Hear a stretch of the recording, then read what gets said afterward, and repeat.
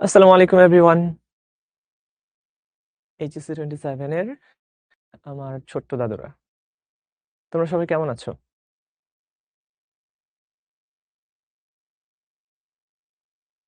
আমাদের সাথে যুক্ত আছে আনিস, ইশরাত, শুয়েব আহমেদ, সুমা আক্তার, আনিয়াত আনোয়ার, তাইয়েবা আক্তার যুক্ত আছে, মারুফ আহমেদ যুক্ত আছে, মিঠুন যুক্ত আছে, কুলসুম নাহার যুক্ত আছে, তাসনিয়া আদিবা, তারপর আছে রাজশ্রী সিনহা, সুমা আক্তার, এই তো। রেটিনা সরকার নাকি রত্ন সরকার?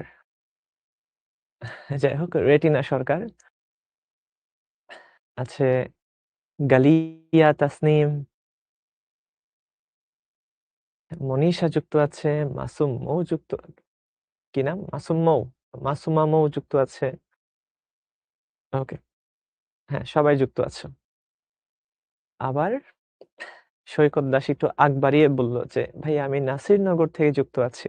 হ্যাঁ, এই নামটা আমার পরিচিত, নাসিরনগর, কারণ ওইখানে আমার নানা বাড়ি আছে। নাসিরনগর আমার নানা বাড়ি। আচ্ছা, মনিকা খাতুন আছে, মনীষা তাসনিম আছে, উপমা আছে, ইয়ামিন হাসান আছে, সৈকত দাস আছে, লিজা আছে, প্রায় ২৫০ জন মানুষ যুক্ত আছে। হ্যাঁ, ভাই গ্রামের বাড়ি কোথায়? আমার গ্রামের বাড়ি হচ্ছে ব্রাহ্মণবাড়িয়া। তোমরা কেউ কি আছো ব্রাহ্মণবাড়িয়ার? আচ্ছা, তোমরা তো হাজার খানেকের মতো জয়েন করবা। জয়েন করতে করতে আমি গল্প করতে থাকি দু একটা। ব্রাহ্মণবাড়িয়া আছো তাই না? দেখি তো। আচ্ছা, কিশোরগঞ্জ থেকে নাজমুল। কিশোরগঞ্জে আমার অনেক আত্মীয় স্বজন আছে, চট্টগ্রামে আছে, সিলেটে আছে, অনেকজন আছে। রাকিব হাসান নাসিরনগরের। আচ্ছা, ঠিক আছে। ওকে, সুনামগঞ্জ, সাউদা আক্তার, বিবাড়িয়া থেকে। এই মাসের ২৫ তারিখে আমি ব্রাহ্মণবাড়িয়া যাব। এই মাসের ২৫ তারিখে। তাহিয়া আঞ্জুমও আছে। সৈকত, হ্যাঁ। এই মাসের ২৫ তারিখে আমি ব্রাহ্মণবাড়িয়া যাব, বুঝছিস? ব্রাহ্মণবাড়িয়ার আমার জ্যাঠার বাসা আছে সরকারপাড়া। ওইখানে থাকবো। তারপরে কি মোড় যেন বলে? পৌর এলাকা। পৌর মার্কেটটা আছে না? ব্রাহ্মণবাড়িয়া সদরের পৌর মার্কেটের পাশেই এখানে সম্রাট হোটেল আছে। ওইখানে আমি ৪ দিন থাকবো। ঠিক আছে? ৪ দিন থাকবো। আচ্ছা ভাইয়া, যারা পর্ব ৩ আর ৪ এ ছিল না, আ টাফ হবে আজকের পড়াটা বোঝা। কারণ আজকে আমরা গ্রুপ ভিত্তিক ধর্মগুলা শিখব। যেখানে আমরা গ্রুপ ১, ২, ১৩, ১৪ লাস্ট ক্লাসগুলোতে আলোচনা করছি। আজকে আমরা ১৫, ১৬, ১৭, ১৮ এই ৪ টা গ্রুপ নিয়ে আলোচনা করব। ঠিক আছে? আজকে আমি ১৫ বাই দ্য ওয়ে আমার গলাটা ভেঙে গেছে, তোমাদের হয়তোবা বলছিলাম। বুঝে নিও, হ্যাঁ? ১৫, ১৬, ১৭, ১৮ এই ৪ টা গ্রুপ নিয়ে আজকে আমরা খুব বিস্তারিত আলোচনা করব। ঠিক আছে? ব্রাহ্মণবাড়িয়ার নাম শুনলেই মনে হয় যে মারামারি করে, না? না, না ভাইয়া, এতটাও খারাপ না। মানুষ ভালো আছে। ব্রাহ্মণবাড়িয়ার মানুষজন অনেক ভালো। বুঝছো? খালি একটু দেখা যায় যে এই আরকি। একটু, একটু তো থাকেই সব জায়গায়, তাই না? ওকে, ওকে। তাইলে আচ্ছা, আমার নানার বাড়ি ওকে, ওকে, ঠিক আছে। বাড়ি নিয়ে আর কোনো কথাবার্তা নেই। চলো আমরা শুরু করি। আলোচনা শুরু করি আজকে, হ্যাঁ? তো আজকে আমরা পর্ব ৫ এ আছি। যারা ৩-৪ করো নাই অবশ্যই তোমরা ৩-৪ করে আসবা। আমরা লাস্ট ক্লাসে দেখছিলাম কয়েকটা পর্যাবৃত্ত ধর্ম। এই পর্যাবৃত্ত ধর্মগুলোর মাঝখানে আমরা গ্রুপ ভিত্তিক আলোচনাগুলা করতেছিলাম। কারণ এতে না একটা তোমার সিরিয়াল থাকে পড়ার মধ্যে, কনসেপ্টের মধ্যে। আই থিংক তোমরা বুঝতে পারতেছো যে আমি কোন সিরিয়ালে পড়াচ্ছি। ঠিক আছে? জাস্ট ভাইয়া আমার সিরিয়ালটা ফলো করবা, সুন্দর একটা নোট করবা। তারপরে আমাদের প্র্যাকটিস বুকটা পড়বা। আমি কথা দিচ্ছি। আর প্রিভিয়াস ১০ বছরের প্রশ্ন সলভ করবা। আমি কথা দিচ্ছি যে তোমাদের এইচএসসি তে গোল্ডেন পাওয়া কেউ ঠেকাইতে পারবে না। হ্যাঁ, দাদা ওইখানেই রাখেন। গোল্ডেন পাওয়া কেউ ঠেকাইতে পারবে না। ঠিক আছে? মানে যদি তোমরা সুস্থ স্বাভাবিক থাকো, আল্লাহ তাআলা যদি তোমাদেরকে সেই তৌফিকটা দেন, তোমরা যা শিখতেছো তার সাথে পরীক্ষা ডেলিভারি করে আসতে পারো। তো এতটুকু যদি এনশিওর করতে পারো, আমি কথা দিচ্ছি তোমরা প্লাস পাবা, এটলিস্ট 90 আপ পাবা। তাহলে কি কাজ? আমি যে সিরিয়ালে পড়াচ্ছি আমার ক্লাসগুলা করতে হবে, সুন্দর করে ভাইয়া নোট করতে হবে। বুঝছো? তোমাদের ওরিয়েন্টেশনে কিন্তু আমি সেম কথাটাই বলছিলাম। তোমরা সুন্দর করে নোট করবা। ঠিক আছে? নোট করার পর কি করবা? নোট করার পর আমাদের যে প্র্যাকটিস বুকটা আছে না? প্র্যাকটিস বুক, সেই প্র্যাকটিস বুকটা একটু দেখবা। প্লাস আর কি করবা? প্রিভিয়াস ইয়ারের প্রশ্ন সলভ করবা। পিওয়াইকিউ, প্রিভিয়াস ইয়ারের প্রশ্ন, ইটস ভেরি ইম্পর্টেন্ট। বিগত 10 বছরের প্রশ্ন তোমরা সলভ করবা, বুঝছো? 10 ইয়ার্স এর প্রশ্ন তোমরা সলভ করবা। মনে থাকবে? প্রিভিয়াস 10 ইয়ার্স এর প্রশ্ন তোমরা সলভ করবা। এটা হয়নি, যাই হোক, 10 বছরের প্রশ্ন সলভ করবা প্রিভিয়াস।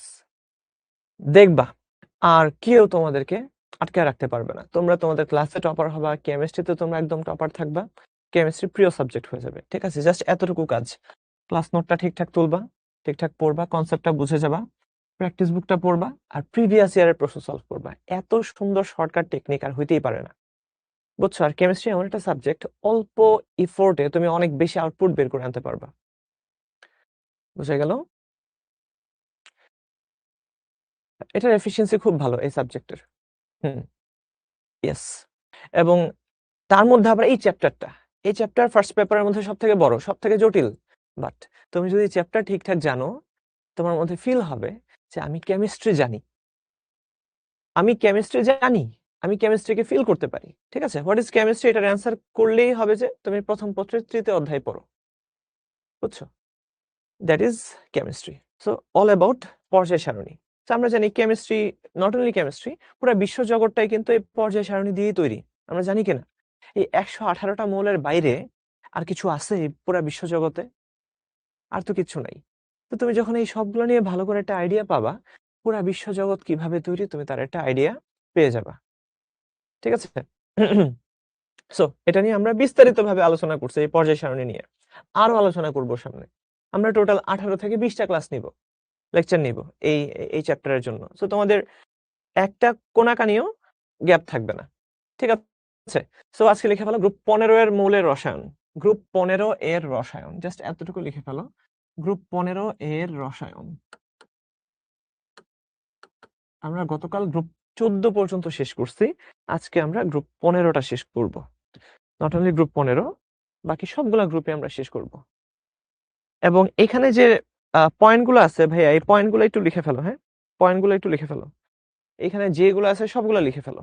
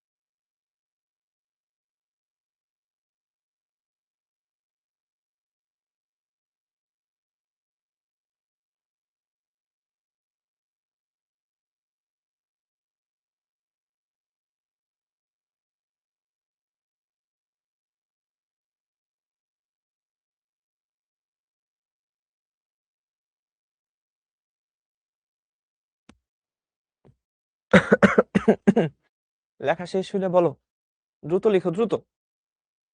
প্রত্যেকটা লাইন থেকে তোমার প্রশ্ন আসে, বুঝছো? এই জন্য আমি লিখতে বলছি। নলকূপের পানিতে আর্সেনিকের সমস্যা বিদ্যমান মস্কোতে, এটা আমরা সবাই জানি, তাই না? আর্সেনিক আর অ্যান্টিমনি এই দুটো হলো অপধাতু, আর এগুলো হলো অধাতু। এরা হলো কি অধাতু, আর এই দুটো হলো অপধাতু। ধাতু অধাতু উভয়ের বৈশিষ্ট্যই আছে। আর নিচের এই দুটো হলো ধাতু। তার মানে এমন একটা গ্রুপ যে গ্রুপের মধ্যে ভাই ধাতু আছে, অপধাতু আছে, আবার অধাতু আছে। ঠিক আছে, খুবই ভার্সাটাইল একটা গ্রুপ, বুঝছো? খুবই ভার্সাটাইল একটা গ্রুপ। তো আরে ভাই, আরে প্রচুর খিদা লেগে গেছে, তো খেয়ে নিলাম।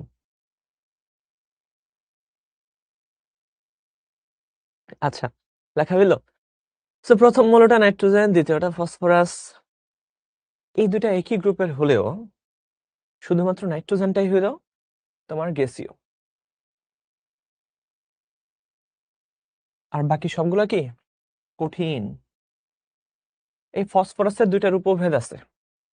হ্যাঁ রে, ফসফরাসের দুইটার উপভেদ আছে, বুঝছিস? সাদা ফসফরাস আছে, লাল ফসফরাস আছে। এবং এটা কোথায়?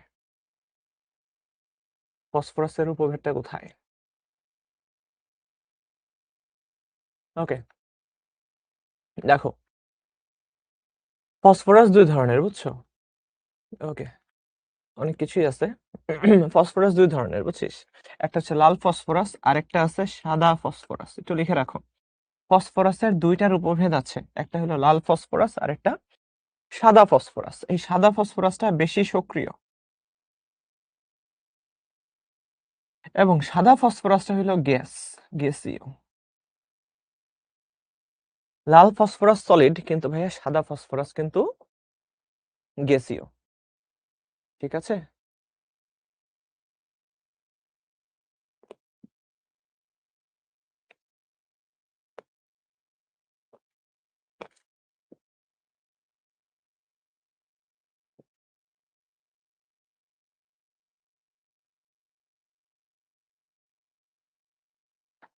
লিখছো?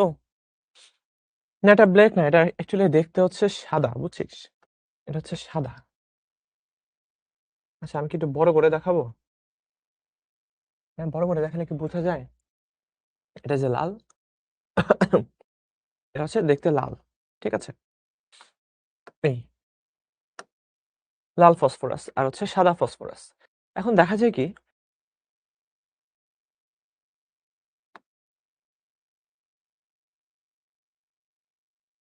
হুম, আমরা এই লাল ফসফরাস, লিখো একটু, লাল ফসফরাস যাকে আমরা PN দিয়ে প্রকাশ করি, কারণ এখানে অনেকগুলো ফসফরাস যুক্ত থাকতে পারে।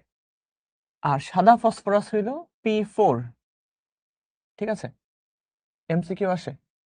সাদা ফসফরাস এটা হলো কি P4। তো এই লাল ফসফরাস থেকে সাদা ফসফরাসে কনভার্ট করা যায়, আবার সাদা ফসফরাস থেকেও লাল ফসফরাসে কনভার্ট করা যায়। ঠিক আছে, যেমন এটা কনভার্ট করার জন্য যেটা করতে হয়, আমরা যদি লাল ফসফরাস থেকে সাদা ফসফরাস তৈরি করতে চাই, তার জন্য যে কাজটা করতে হয়, যে আমরা শুরুতে 250 ডিগ্রি সেলসিয়াস তাপমাত্রায় উত্তপ্ত করব, এবং একটা নিষ্ক্রিয় এনভায়রনমেন্টের প্রভাবে, এই যে নাইট্রোজেন অথবা কার্বন ডাই অক্সাইড এনভায়রনমেন্টের প্রভাবে, এই নাইট্রোজেন একটা পরিবেশ আমরা তৈরি করব, যেটা নিষ্ক্রিয়, খুব একটা বিক্রিয়া করবে না। অথবা কার্বন ডাই অক্সাইড, এটা অনেকটা নিষ্ক্রিয়। এই দুইটা কেউই ফসফরাসের সাথে বিক্রিয়া করে না। সো নাইট্রোজেন এবং ফসফরাস এনভায়রনমেন্টের মধ্যে আমরা 250 ডিগ্রি সেলসিয়াস তাপমাত্রায় উত্তপ্ত করে হঠাৎ করে ঠান্ডা করব। হঠাৎ ঠান্ডা। তোমরা হুমায়ুন আহমেদের একটা গল্প বই পড়ছো কিনা, হঠাৎ বৃষ্টি? আগে নাটক দেখাইতো হঠাৎ বৃষ্টি, যখন বিটিভি সবাই দেখতো। ঠিক আছে, 10, 11, 12 সালের দিকে। তো মনে পড়ে গেল, আমরা 250 ডিগ্রি সেলসিয়াস তাপমাত্রায় উত্তপ্ত করব, উত্তপ্ত করে একদম খুব দ্রুত এটা ঠান্ডা করে ফেলবো। ঠান্ডা করলেই লাল ফসফরাস থেকে ভাইয়া সাদা ফসফরাসে কনভার্ট হবে। ঠিক আছে, এই সাদা ফসফরাসটা খুবই বিষাক্ত। সাদা ফসফরাসটা কি খুবই বিষাক্ত। এটা যদি কেউ এটা যদি কেউ শ্বাস প্রশ্বাসের সাথে নেয়, তখন এটা যেটা করে, এটা দম বন্ধ করে ফেলে, এটা শ্বাসরোধ করে ফেলে।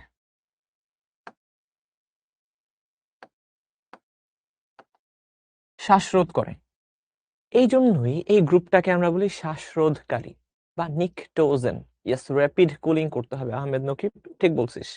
র‍্যাপিড কুলিং করতে হবে। তখনই সাদা হয়ে যাবে। ঠিক আছে? ওকে। শ্বাসরোধকারী এজন্যই বলা হয় নিক্টোজেন। সো সাদা ফসফরাসটা এই কাজ করে। অনেক ক্ষেত্রে দেখা যায় যুদ্ধক্ষেত্রে এই সাদা ফসফরাস ব্যবহার করে। যেটা আন্তর্জাতিকভাবে নিষিদ্ধ। এটা একটা যুদ্ধাপরাধের শামিল।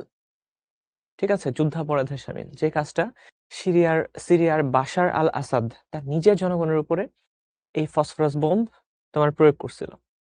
ইয়েস, ইসরায়েলও ফিলিস্তিনিদের উপরে এটা প্রয়োগ করছিল এই বোমটা।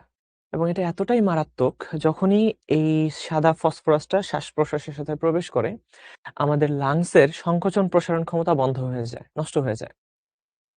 এবং আমি খেয়াল করলাম মানুষগুলো না একদম একটা মাছকে ডাঙায় নিয়ে আসলে যেইভাবে ছটফট করে মারা যায়, ঠিক সেইম ভাবে ছোট, ছোট বাচ্চা তারা মারা যাচ্ছে। ভাইয়ারে মানে এটা দেখার মতো মানে শক্তি আল্লাহ মনে হয় কাউকে দিবে না। মানে দেয় নাই। এতটা কষ্টকর এই জিনিসটা। তো যাই হোক সাদা ফসফরাস এইভাবে করা যায়। আর সাদা ফসফরাস থেকে আবার লাল ফসফরাস কিভাবে করতে হয়? P4 থেকে P10 মানে P10 না PN অনেকগুলো থাকতে পারে। ঠিক আছে? এটা করার জন্য জাস্ট আমরা সেম ২৫০ ডিগ্রি সেলসিয়াস তাপমাত্রায় উত্তপ্ত করব নাইট্রোজেন এনভায়রনমেন্ট এর মধ্যে, বাট আমরা স্লো কুলিং করব। ধীরে, ধীরে ঠান্ডা করব।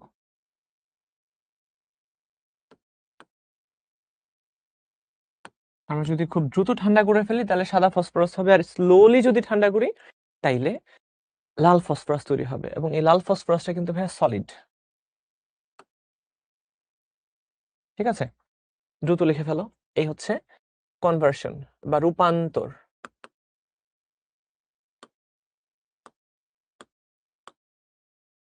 লাল ফসফরাস এবং সাদা ফসফরাসের পারস্পরিক রূপান্তর। ঠিক আছে? প্রীতিলতা এটা খেয়ে মারা যায় নাই। ওকে। লেখা শেষ? লেখা শেষ হলে আমি পরের পেজে যাচ্ছি। লেখা শেষ হলে আমি পরের পেজে যাচ্ছি। খেয়াল করে দেখবা এই নাইট্রোজেনটা না, এই নাইট্রোজেনটা হচ্ছে নিষ্ক্রিয়। নিষ্ক্রিয় গ্যাসগুলার পর সবথেকে বেশি নিষ্ক্রিয় গ্যাস হইল নাইট্রোজেন। নিষ্ক্রিয় গ্যাস সমূহের পর সবথেকে বেশি নিষ্ক্রিয় হইল নাইট্রোজেন। ঠিক আছে? এই জন্য নাইট্রোজেন এর যে আবিষ্কারক, নাইট্রোজেনের আবিষ্কারকের নাম কি? নাইট্রোজেনকে সবার প্রথম আবিষ্কার করেন কে? তোমরা জানো আশা করি। লাভয়েসিয়ে।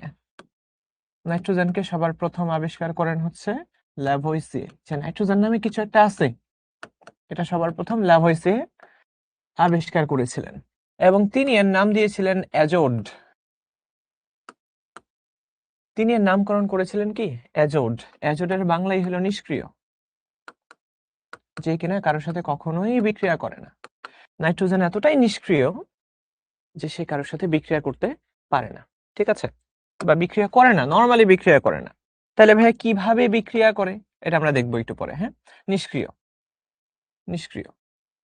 প্রশ্ন আসতে পারে যে কেন নাইট্রোজেনটা এত বেশি নিষ্ক্রিয় কেন? হ্যাঁ, নাইট্রোজেনটা এত বেশি নিষ্ক্রিয় কেন? এটা নিষ্ক্রিয় হওয়ার কারণ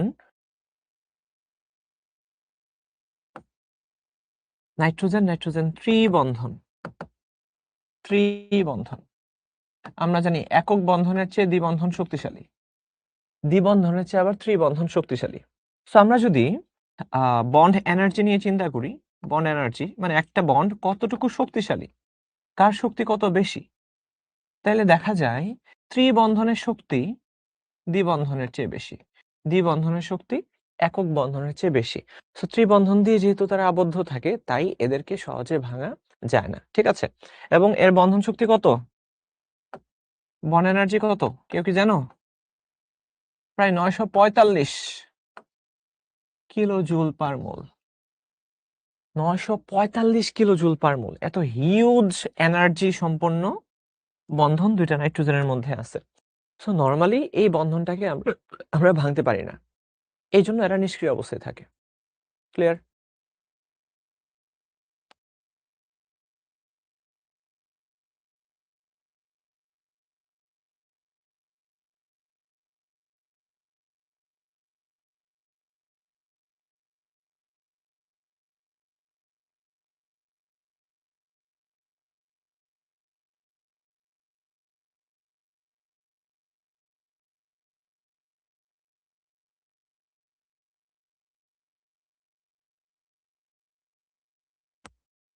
ক্লিয়ার হইলে ডান লিখে ফেলো। ওকে, ঠিক আছে। তাইলে এবার দেখো, কয়েকজনের প্রশ্ন করতেছো যে ভাইয়া লাল সাদা ফসফরাস P4 কেন? এই ক্ষেত্রে 4টা ফসফরাস পরমাণু একসাথে যুক্ত থাকে, বুঝছিস? 4টা ফসফরাস একসাথে যুক্ত থাকে এবং প্রত্যেকটা ফসফরাসের হাত 3টা। এই ঠিক আছে, 4টা ফসফরাস থাকার কারণে দেখা যায় কি যে এটা গ্যাসীয় অবস্থায় থাকতে পারে। বাট পিএনটা অনেকগুলো ফসফরাস একসাথে যুক্ত থাকে, এটার আণবিক ভর অনেক বেশি। ঠিক আছে, এই জন্য এটা সলিড অবস্থায় থাকে আর এটা গ্যাসীয় অবস্থায় থাকে। এবং P4টা অনেক বেশি সক্রিয়। পিএনটা মানে লাল ফসফরাস খুব বেশি সক্রিয় না, মানে সাদার তুলনায় একটু কম সক্রিয়। ঠিক আছে, তো যারা লিখো নাই স্ক্রিনশট তুলে নাও। সো নাইট্রোজেনকে বিক্রিয়া করানোর জন্য, এই নাইট্রোজেনটাকে বিক্রিয়া করানোর জন্য আমাদের 3000 ডিগ্রি সেলসিয়াস তাপমাত্রার প্রয়োজন হয়। খেয়াল করে দেখো, সো অক্সিজেনের সাথে নাইট্রোজেন খুব সহজেই বিক্রিয়া করে না, তাকে বিক্রিয়া করানোর জন্য হয় অনেক বেশি তাপমাত্রা দিতে হবে, অথবা তোমার লাইটেনিং বজ্রপাত হইতে হবে। বজ্রপাত,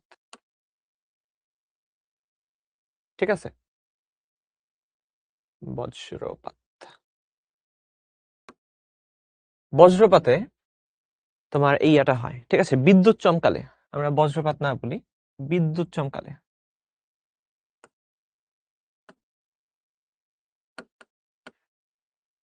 এই এনার্জিটা পাওয়া যায়, বুঝছিস? তো যখনই বিদ্যুৎ চমকাবে এত বেশি পরিমাণে এনার্জি ওই জায়গাতে তৈরি হয় যে ওই জায়গার নাইট্রোজেন এবং অক্সিজেন একসাথে বিক্রিয়া করে নাইট্রিক অক্সাইড তৈরি করে। সেই নাইট্রিক অক্সাইড আবার পরবর্তীতে বাতাসের অক্সিজেনের সাথে বিক্রিয়া করে নাইট্রোজেন ডাই অক্সাইড তৈরি করে। এই নাইট্রোজেন ডাই অক্সাইড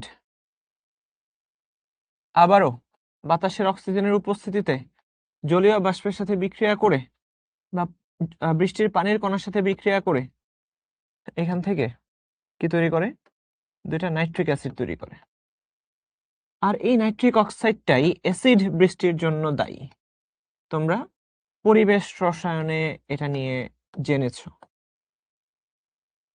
তোমরা পরিবেশ রসায়নে এটা নিয়ে আশা করি জেনে আসছো, তাই না? হ্যাঁ, অবশ্যই লিখবা। 3000 ডিগ্রি সেলসিয়াস খুব ইজিলি দেওয়া যায়। সো এর মাধ্যমে দেখো আমরা নাইট্রিক অক্সাইড তৈরি করতে পারি। বুঝা গেল? লেখা শেষ করো ঝটপট।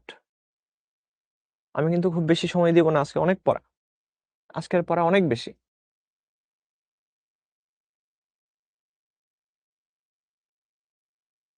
রোজার রুটিন তো অবশ্যই চেঞ্জ হবে, সকালবেলা ক্লাস হবে আমাদের। না, লাল ফসফরাস সার হিসেবে ব্যবহৃত হয় না। ওকে, ডান ডান। এবার আমরা যাই উচ্চ চাপ। দেখো হাইড্রাইড গঠন, এবার লেখো ভাইয়া হাইড্রাইড মৌলসমূহের হাইড্রাইড গঠন, ভেরি ইম্পর্টেন্ট। হাইড্রোজেনের সাথে এরা বিক্রিয়া করে, এরা প্রত্যেকেই হাইড্রোজেনের সাথে বিক্রিয়া করে। যেমন ভাইয়া নাইট্রোজেন আর 3টা হাইড্রোজেন মিলে আমরা জানি অ্যামোনিয়া গ্যাস তৈরি করে, তাই না?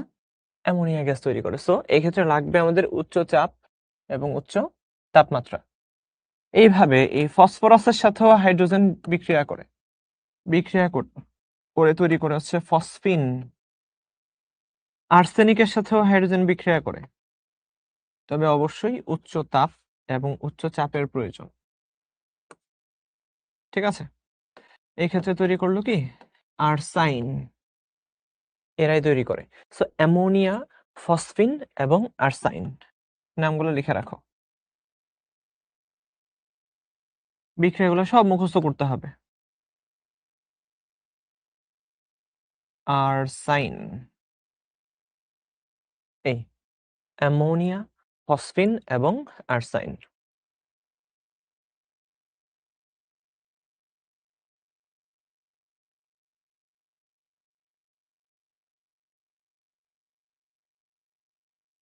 লিখছো? 1 সেকেন্ডের জন্য আগের স্লাইডটা দিব, দেখো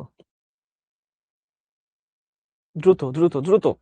আজকে অনেক লিখতে হবে, একটু এনার্জেটিক হও আজকে। তোমাদের সবাইকে আজকে আমি খুব মনে হচ্ছে মানে লেথার্জিক মনে হচ্ছে। একটু এনার্জেটিক হও। জোরে একটা দম ফেলো। দম ফেলো এবং তুমুল গতিতে তুমি হাত চালাও। ঠিক আছে? লিখতে হবে। প্রচুর গতিতে লিখতে হবে। আচ্ছা এটা সমতা করে নাও, সমতা করে নাও। সমতা যেভাবে ইচ্ছা করতে পারো। এই যে আমরা ২ টা দিলাম। এখানে আমরা ৩ টা দিলাম। তো এখানে ২ টা দিলাম। তো এখানে ২ টা, এখানে ৩ টা, এখানে ২ টা। সব সেম। ঠিক আছে? চটপট করে লিখো। হুম, ওকে। এবার হাইড্রাইড গঠন বিক্রিয়া আমরা অলরেডি দেখে ফেললাম। এবার দেখো ভাইয়া নাইট্রোজেনের সাথে ধাতুর বিক্রিয়া। নাইট্রোজেনের সাথে কার বিক্রিয়া? ধাতুর বিক্রিয়া। দেখে ফেলো। নাইট্রোজেনের সাথে ধাতুর বিক্রিয়াটা আমরা দেখব। যেমন দেখো এই নাইট্রোজেন তোমার ক্ষার ধাতুগুলোর সাথে বিক্রিয়া করতে পারে। যেমন লিথিয়ামের সাথে শুধুমাত্র বিক্রিয়া করে, বাকিদের সাথে খুব একটা বিক্রিয়া করে না। লিথিয়ামের সাথে বিক্রিয়া করে লিথিয়াম নাইট্রাইড যৌগ তৈরি করে। সে যখন ভাইয়া ক্যালসিয়ামের সাথে বিক্রিয়া করে তখন ক্যালসিয়াম নাইট্রাইড যৌগ তৈরি করবে। সে যখন ম্যাগনেসিয়ামের সাথে বিক্রিয়া করবে তখন ম্যাগনেসিয়াম নাইট্রাইড যৌগ তৈরি করবে। সে যখন তোমার অ্যালুমিনিয়ামের সাথে বিক্রিয়া করবে তখন অ্যালুমিনিয়াম নাইট্রাইড যৌগ তৈরি করবে। দেখা যায় যে পটাশিয়াম বা হচ্ছে রুবিডিয়াম এরা আবার বিক্রিয়া করে না। এটা দেখা গেছে, বললো না যে ভাইয়া কেন বিক্রিয়া করে না। পটাশিয়াম, রুবিডিয়াম, সিজিয়াম এরা না, বা সোডিয়াম এরা বিক্রিয়া করে না।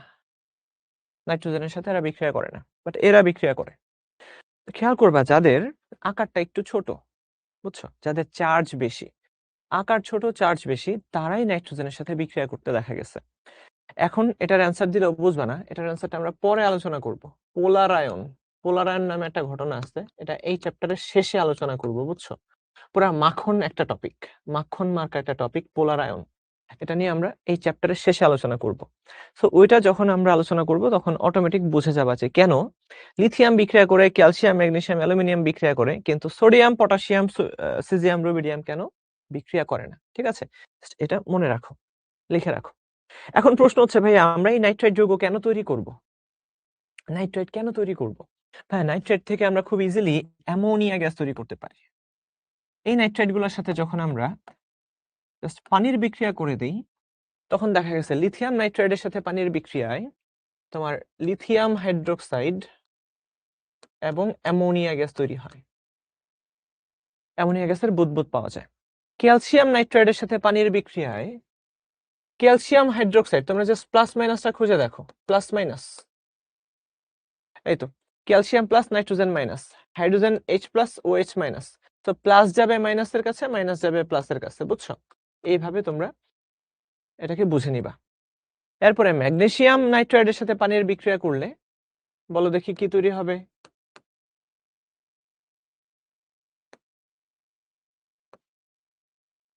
আর অ্যালুমিনিয়াম নাইট্রাইডের সাথে পানির বিক্রিয়া করলে অ্যালুমিনিয়াম হাইড্রোক্সাইড আর অ্যামোনিয়া গ্যাস তৈরি হবে।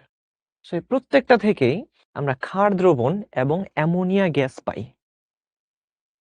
ঠিক আছে? ক্ষার দ্রবণ এবং অ্যামোনিয়া গ্যাস পাই।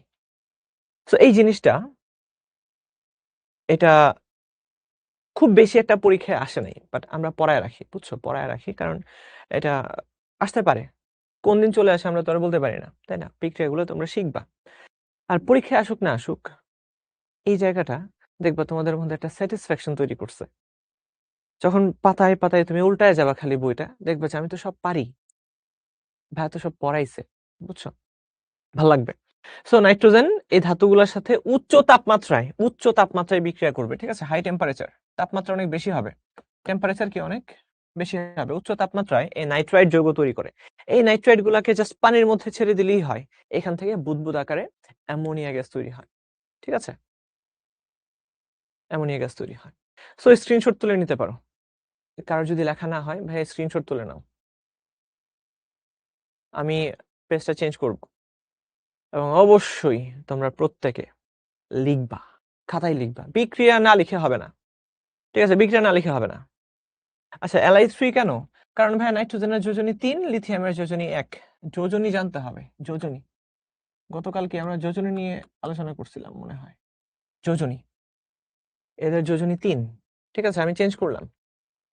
এরপরে দেখো, ফসফরাসের সাথে ধাতুগুলার বিক্রিয়া। ফসফরাস উত্তপ্ত অবস্থায় এটা আবার sodium, potassium, calcium, magnesium, aluminium, copper, সিলভারের সাথে বিক্রিয়া করে ধাতব ফসফাইড যৌগ তৈরি করে। এবং এই ফসফাইড গুলাকে যখন আমরা পানির সাথে বিক্রিয়া করাবো, ঠিক সেম আগের মতোই অ্যামোনিয়ার জায়গাতে জাস্ট ফসফিন তৈরি হবে। ঠিক আছে, তোমরা বলতে পারতা যে ভাই গ্যাসগুলা কেমনে তৈরি হয়? ভাই এমনি তৈরি হয়। যেমন আমি ক্যালসিয়ামের সাথে বিক্রিয়া দেখাচ্ছি। ক্যালসিয়ামের সাথে ফসফরাসের বিক্রিয়ায় আমরা দেখতে পাই ক্যালসিয়াম ফসফাইড যৌগ তৈরি হয়। ক্যালসিয়ামের যোজনী 2, ফসফরাসের যোজনী 3, তাই আমরা যোজনী বিনিময় করে যৌগটা বানাইছি। সো এই ক্যালসিয়াম ফসফাইড এটাকে যদি আমরা পানির সাথে বিক্রিয়া করাই, সো পানির প্লাস যাবে ফসফিন মাইনাসের সাথে, আর পানির মাইনাস যাবে ক্যালসিয়াম প্লাসের সাথে। সো ক্ষার দ্রবণ তৈরি হলো এবং ফসফিন গ্যাস তৈরি হলো। ঠিক আছে, সেম ভাবে আমরা কপারকে ফসফরাসের সাথে বিক্রিয়া করাইলাম। এখান থেকে আমরা পাবো CU3P2, CU3P2, cupric phosphide. Same ভাবে যখন আমরা পানির সাথে বিক্রিয়া করাবো, আমরা পেয়ে যাব ফসফিন গ্যাস এবং পেয়ে যাব কপার 2 হাইড্রোক্সাইড। সেম ভাবে প্রত্যেকটা ধাতু সেম বিক্রিয়া করবে। বুঝা গেল? লিখে ফেলো। না, বাংলা লেখাগুলা আপাতত লাগবে না, কারণ এত কিছু লিখলে সময় পাবা না। তবে এই স্লাইডটা দেখে দেখে তোমাদের খাতায় লিখতে হবে, বুঝছো? যখন আমি স্লাইডটা আপলোড করব, তখন স্লাইড দেখে অবশ্যই লিখবা। ঠিক আছে? তো আশা করি বুঝছো এটা ফসফরাসের সাথে বিক্রিয়া। এরপরে হ্যালোজেন গুলোর সাথে বিক্রিয়া। এবার আমরা শিখবো কি? হ্যালোজেন গুলোর সাথে গ্রুপ 15 এর মৌলসমূহের বিক্রিয়া। গ্রুপ 15 এর প্রত্যেকটা মৌল তোমার ক্লোরিনের সাথে বিক্রিয়া করে, বাট ব্রোমিন আয়োডিনের সাথে সবাই বিক্রিয়া করে না। ঠিক আছে, এইখানে একটা প্রশ্ন চলে আসে যে ভাইয়া NCl3 তৈরি হলেও NBr3 কেন তৈরি হয় না? এর পরের পেজে আমি না, এই পেজে লিখতেছি। এটা তৈরি হয়, কিন্তু NBr3 তৈরি হয় না।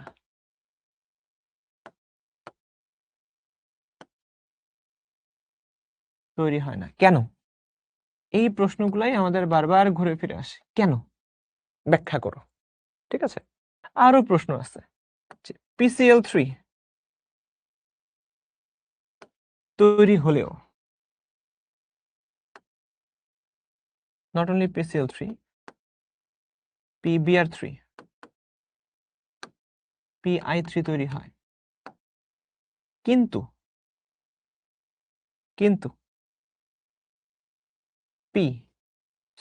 PCl5 ও তৈরি হয়, কিন্তু ভাইয়া PBr5 তৈরি হয় না।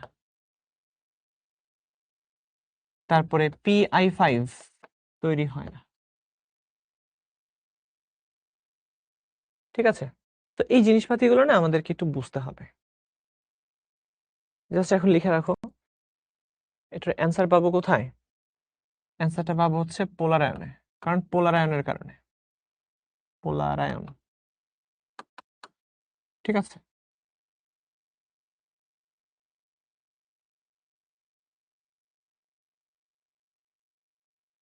NCl3 তৈরি হয় কিন্তু NBr3 তৈরি হয় না। PCl3 তৈরি হয়, PBr3 তৈরি হয়, PI3 তৈরি হয়, PCl5 তৈরি হয়, কিন্তু PBr5 তৈরি হয় না, PI5 ও তৈরি হয় না। MCQ এর জন্য আসতে পারে, আবার 2 নম্বর প্রশ্নেও আসতে পারে। ঠিক আছে, সো অ্যান্সার হচ্ছে ভাইয়া PBr5 তৈরি হওয়ার জন্য যে পরিমাণে পোলার আয়ন হয় ফসফরাসের মধ্যে, সরি ব্রোমিনের মধ্যে, ওইটা দিয়ে আসলে এটা স্টেবল থাকতে পারে না। ঠিক আছে, সে অটোমেটিক PBr3 তে কনভার্ট হয়ে যায়। বুঝা গেল? সো এই সবগুলোর প্রশ্নের উত্তর আমরা একদম লাস্টের দিকে যখন পোলার আয়ন পড়াবো তখন শেখাবো। বুঝছো? ওকে, সো জাস্ট লিখে রাখো, এই নাইট্রোজেন ক্লোরিনের সাথে বিক্রিয়া করে NCl3 তৈরি করলো, ফসফরাস ক্লোরিনের সাথে বিক্রিয়া করে PCl3 তৈরি করলো, অর্থাৎ হ্যালাইড যৌগ তৈরি করে। ও মজার জিনিস, NCl3 তৈরি হয় কিন্তু আবার NCl5 তৈরি হয় না, এটা আবার হয় না।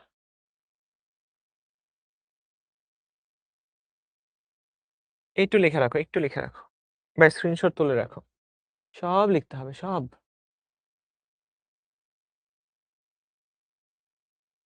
এর পরের পেজে দেখো N2O, তারপর হচ্ছে NO।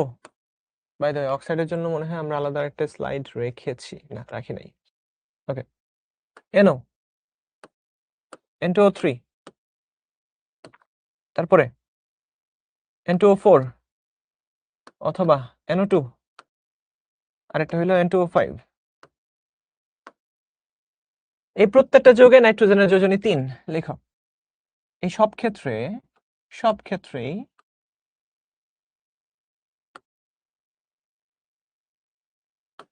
নাইট্রোজেনের যোজনী 3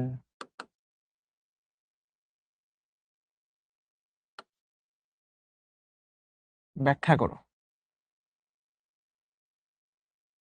ব্যাখ্যা করো। এই সব ক্ষেত্রে নাইট্রোজেনের যোজনী 3 ব্যাখ্যা করো। দেখো কয়টা যৌগ আছে, 1 2 3 4 5 6। তো প্রথম যৌগ দেখে তোমার মনে হবে নাইট্রোজেনের যোজনী তো মনে হয় 1, এরপরটা দেখে মনে হবে 2, এরপরটা দেখে 3, এরপরটা দেখে 4, এরপরটা দেখে 5। তাই না, এক এক ধরনের যৌগ তৈরি করতেছে, কিন্তু ভাই সব ক্ষেত্রে আমরা দেখতে পাই নাইট্রোজেনের যোজনী হচ্ছে 3। তো এটা ব্যাখ্যা করতে হবে। বুঝছো, ব্যাখ্যা করতে হবে গঠন সহ, এদের যৌগের গঠন সহ ব্যাখ্যা করো। এই ব্যাখ্যাটা আমি এখন দিব। সো প্রথম প্রশ্ন যে নাইট্রোজেনের যোজনী অলওয়েজ 3, এটা আমরা ব্যাখ্যা করব। দেখো অ্যান্সার, নাইট্রোজেনের যোজনী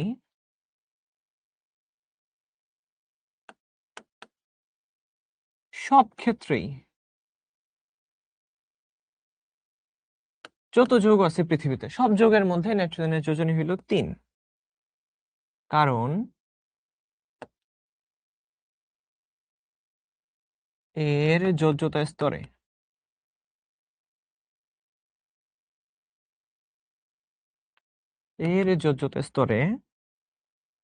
কোনো ফাঁকা অরবিটাল নেই। আর ফাঁকা অরবিটাল না থাকলে কোনো পরিবর্তনশীল যোজ্যতাও সম্ভব নয়। এটা আমি তোমাদেরকে আশা করি পড়িয়েছি অলরেডি। সো নাইট্রোজেনের যোজনী সব ক্ষেত্রেই 3, কারণ এর যোজ্যতা স্তরে কোনো ফাঁকা অরবিটাল নেই। তো এই কনসেপ্ট আমরা জানি। এখন থেকে এই সবগুলোর স্ট্রাকচার আমি বুঝাইতে শুরু করব।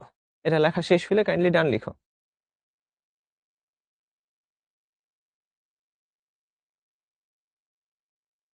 এবং প্রশ্নটা এইভাবেও আসে যে এই সবগুলো যৌগে নাইট্রোজেনের জারণ মান আলাদা হলেও যোজনী 3 ব্যাখ্যা করো। নাইট্রোজেনের জারণ মান আলাদা হতে পারে কিন্তু যোজনী সব ক্ষেত্রেই 3 ব্যাখ্যা করো। প্রশ্নটাও লিখে রাখতে পারো, প্রচুর লিখতে হবে। ওকে, জারণ মান আলাদা কিন্তু যোজনী 1। যেমন দেখো এখানকার জারণ মান নাইট্রোজেনের +1, এক্স ধরে করে নিলেই বুঝবা। এখানে +2, এখানে +3, এখানে হলো +4, সবগুলাতেই +4, আর এখানকার জারণ মান +5, কিন্তু ভাইয়া যোজনী 3। এটা আমরা এখন ব্যাখ্যা করব, ঠিক আছে? সবাই দেখো, জাস্ট মনোযোগ দিয়ে দেখো। জারণ মান আলাদা কিন্তু যোজনী 1। ওকে, প্রথম প্রশ্ন, এই যে নাইট্রাস অক্সাইড, যৌগটার নাম হলো নাইট্রাস অক্সাইড। এই নাইট্রাস অক্সাইডকে আমরা লাফিং গ্যাস বলি। নাইট্রাস অক্সাইডকে আমরা কি বলি? লাফিং গ্যাস। কারণ এই গ্যাস যদি কেউ না ইয়াতে প্রশ্বাসের সাথে নেয়, মানে শোষণ করে, হ্যাঁ পরে লিখলে হবে, সমস্যা নেই, আজকে পরে লিখলে হবে। সো যদি সে প্রশ্বাসের সাথে গ্রহণ করে, সে হাসতে হাসতে দম বন্ধ হয়ে মারা যাবে। বুঝছো? পিডিএফ ফটোকপি করা যাবে না, কারণ শিক্ষা অ্যাপ থেকে কোনো কিছু বের করা যায় না। ইয়েস, লাফিং গ্যাস, খালি হাসি আসবে, বুঝছো? খালি হাসি আসবে। যেমন তোমরা ধামাল মুভিটা কে কে দেখছো? ধামাল নাকি কি যেন, হাউসফুল মনে হয়, যেখানে অজয় দেবগন থাকে, তারপরে আরো কয়েকটা নায়ক থাকে, লাফিং গ্যাস নিয়ে নেয়, বুঝছো? হাসতে হাসতে অবস্থা খারাপ।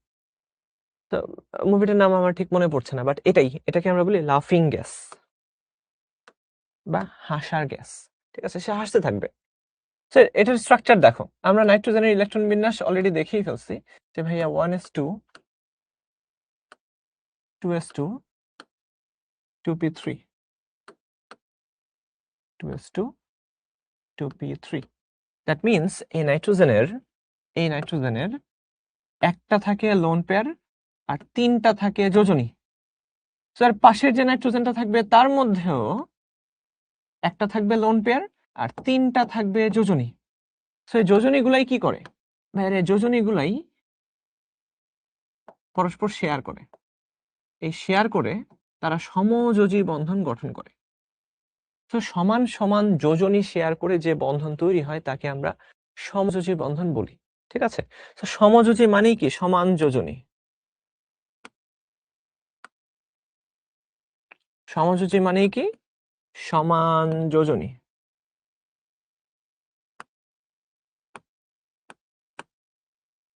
সমান যোজনী। তো সমান সমান যোজনী বা একটা একটা করে ইলেকট্রন শেয়ার করে তারা বন্ধন গঠন করতেছে। সো এই নাইট্রোজেনের সাথে অক্সিজেনটা কিভাবে এসে ঢুকে? আমরা যদি অক্সিজেনের ইলেকট্রন বিন্যাসটা দেখি তাহলে আমরা দেখতে পাবো 1s2 2s2 2p4। দেখেন 1 2 3 4 5 6, তাই না? এটাই তো টোটাল 8টা ইলেকট্রন। সো নাইট্রোজেনের ক্ষেত্রে অক্সিজেনের ক্ষেত্রে আমরা দেখতে পাচ্ছি, মনোযোগ সবাই, অক্সিজেনের ক্ষেত্রে আমরা দেখতে পাচ্ছি দুইটা আছে লোন পেয়ার। যেমন পানির মধ্যে দুইটা লোন পেয়ার, তাই না? দুইটা লোন পেয়ার আর দুইটা আছে যোজনী।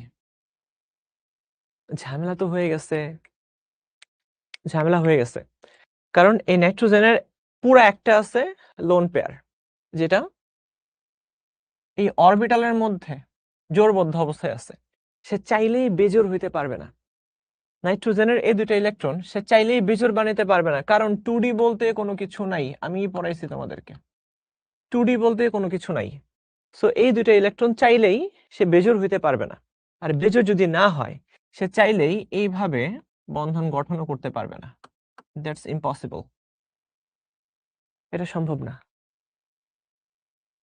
তাহলে কেমনে সম্ভব? বন্ধন কেমনে গঠিত হয়? যখন আমরা উচ্চ চাপে নাইট্রোজেনের অক্সিজেনের বিক্রিয়া করি, তখন দেখা যায় এই অক্সিজেন কাঁদতে কাঁদতে আসে ছোট ভাই, যে নাইট্রোজেন ভাই, আমার তো দুইটা ইলেকট্রন লাগবে অষ্টক পূর্ণ হওয়ার জন্য, তাই না? অক্সিজেনের অষ্টক পূর্ণ হওয়ার জন্য কি লাগবে? দুইটা ইলেকট্রন লাগবে। নাইট্রোজেন তখন বলবে, ভাই রে, আমার তো দুইটা ইলেকট্রন আছে, কিন্তু তোর যেভাবে ইলেকট্রন লাগবে আমার তো সেরকম ইলেকট্রন নাই। ঠিক আছে, নাইট্রোজেন বলতেছে, অক্সিজেন, আমার দুইটা ইলেকট্রন আছে, কিন্তু তোর যেইভাবে লাগবে আমার সেরকম ইলেকট্রন নাই। অক্সিজেন বলতেছে, আমার তো একটা একটা করে ইলেকট্রন লাগবে, কিন্তু নাইট্রোজেন বলতেছে, আমার তো জোড়বদ্ধ ইলেকট্রন আছে, আমার তো একটা একটা ইলেকট্রন নাই।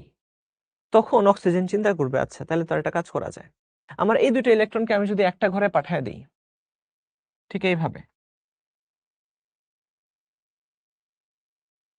আমার এই দুটো ইলেকট্রনকে আমি যদি একটা ঘরে পাঠিয়ে দিই এইভাবে, তাইলে তো একটা ঘর ফাঁকা হয়। এই ফাঁকা ঘরে আমি দুইটা ইলেকট্রন একবারে নিতে পারবো। বুঝছো? তো দেখা যায় যে এই যে নাইট্রোজেন, এর একটা লোন পেয়ার আছে। অক্সিজেন যেটা করে, সে সবগুলা তার 6টা ইলেকট্রনকেই সেইভাবে জোড়বদ্ধ বানায় ফেলে। এতে করে তার একটা ঘর ফাঁকা হয়। এই যে একটা ঘর ফাঁকা হয়, এই ফাঁকা ঘরের মধ্যেই নাইট্রোজেন একবারে তার দুইটা ইলেকট্রন দিয়ে তাকে সহায়তা করে। এবার আমাকে বলো, এই বন্ধনটার নাম কি?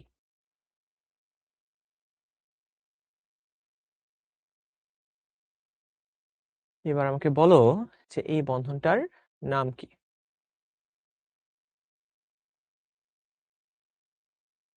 বলো বলো বলো। সন্নিবেশ বন্ধন। ইয়েস, নট সন্নিবেশ সমযোজী। ভাইয়া, এটা হচ্ছে সন্নিবেশ বন্ধনটার নাম হইল কি? সন্নিবেশ বন্ধন। তাইলে তোমাদের কাছে আমার প্রশ্ন, যে নাইট্রাস অক্সাইড যৌগে কয় ধরনের বন্ধন আছে? নাইট্রাস অক্সাইড যৌগে কয় ধরনের বন্ধন আছে?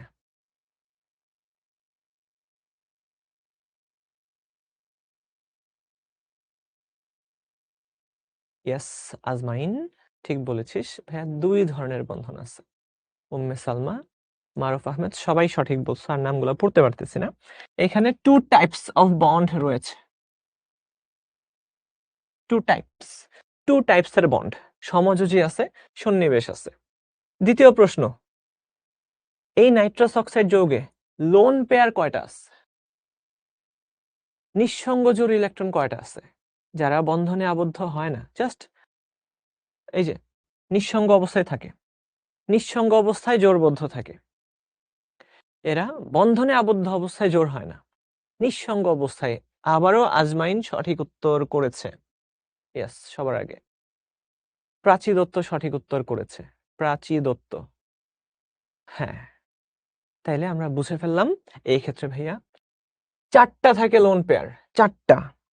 এই যে 4টা, এই নাইট্রোজেন এর সাথে ট্রিপল বন্ডে এই নাইট্রোজেন। নরমালি এই যে 2টা থাকে, কিন্তু দেখা গেল এই লোন পেয়ার সে অক্সিজেনকে দিয়ে দিল, আর অক্সিজেনের 3টা ছিল। তার মানে এই নাইট্রোজেনের 1টা, আর এই যে অক্সিজেনের 3টা, টোটাল 4টা লোন পেয়ার আছে, নিঃসঙ্গ জোড় ইলেকট্রন আছে। এদেরকে আমরা বলি নিঃসঙ্গ জোড় ইলেকট্রন। আর এইখানকার যে পেয়ার গুলো আছে এদেরকে আমরা বলি বন্ড পেয়ার। তাহলে 4টা আছে কি লোন পেয়ার ইলেকট্রন বা নিঃসঙ্গ জোড় ইলেকট্রন।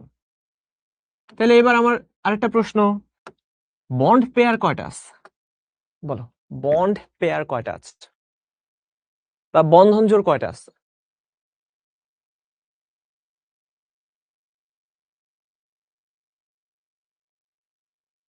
হ্যাঁ, নিঃসঙ্গ জোড় মানেই মুক্ত জোড়, নিঃসঙ্গ জোড় মানেই কি মুক্ত জোড়।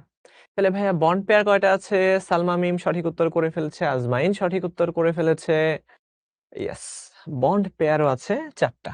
এই যে দেখো 1 2 3 4, এই লোন পেয়ারটা তো বন্ড পেয়ার হয়ে গেছে। তো 2টা নাইট্রোজেনের মাঝখানে আছে 3টা, আর নাইট্রোজেনের অক্সিজেনের মাঝখানে আছে 1টা, তো 4টা আছে কি বন্ড পেয়ার। 4টা আছে বন্ড পেয়ার, ঠিক আছে? 4টা বন্ড পেয়ার আছে। সো এইভাবে তোমাদেরকে ফিল করতে হবে প্রত্যেকটা যৌগকে। এই তো গেল। সো আমরা নাইট্রাস অক্সাইডের বিষয়টা জেনে গেলাম। সো এখানে তোমরা চিন্তা করে দেখো, এখানে সমযোজী বন্ধন আছে 3টা।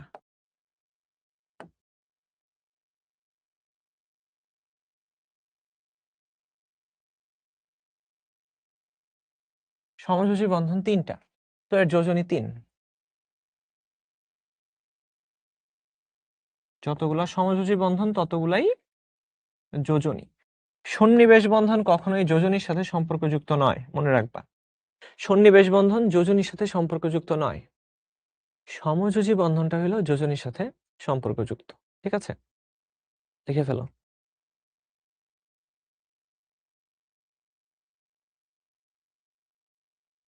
তোমাদের কি আসলেই ব্রেক লাগবে? কয়জন চাও ব্রেক? 9:30টায় শুরু হয়েছে, নাকি 9:15তেও? 45 মিনিট চলে গেছে।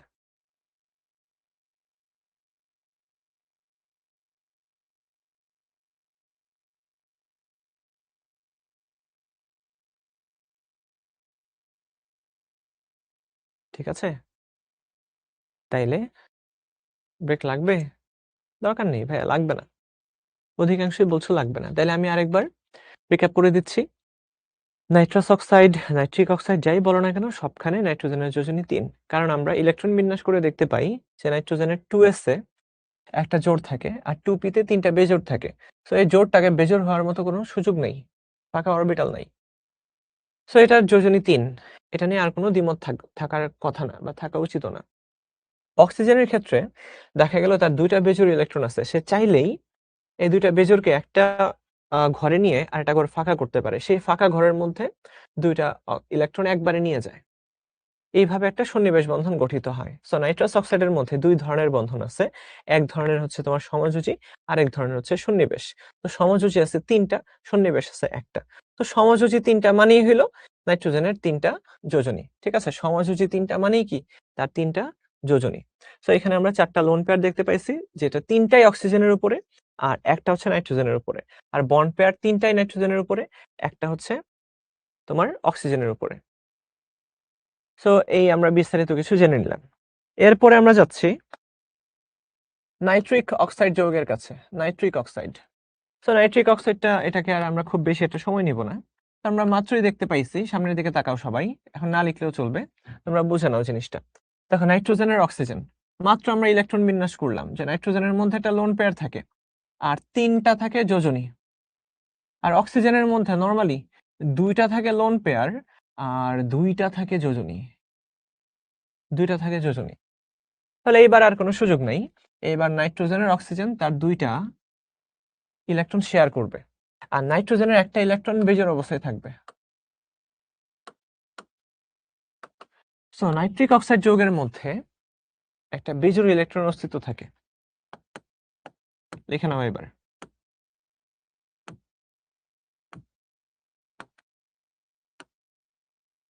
একটি বেজোড় ইলেকট্রনের অস্তিত্ব আছে। এবং যদি কোনো যৌগের মধ্যে বেজোড় ইলেকট্রনের অস্তিত্ব থাকে, তাহলে ওই যৌগটা রেজোন্যান্স প্রদর্শন করে।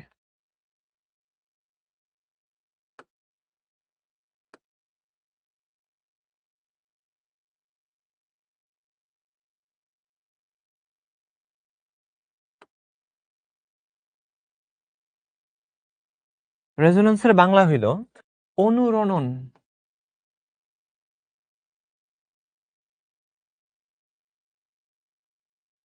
অনুরণন। ঠিক আছে? এই ইলেকট্রনটা একবার নাইট্রোজেনের উপরে থাকে, একবার অক্সিজেনের উপরে থাকে, অর্থাৎ মুভমেন্ট করে। ঠিক আছে? মুভমেন্ট করে।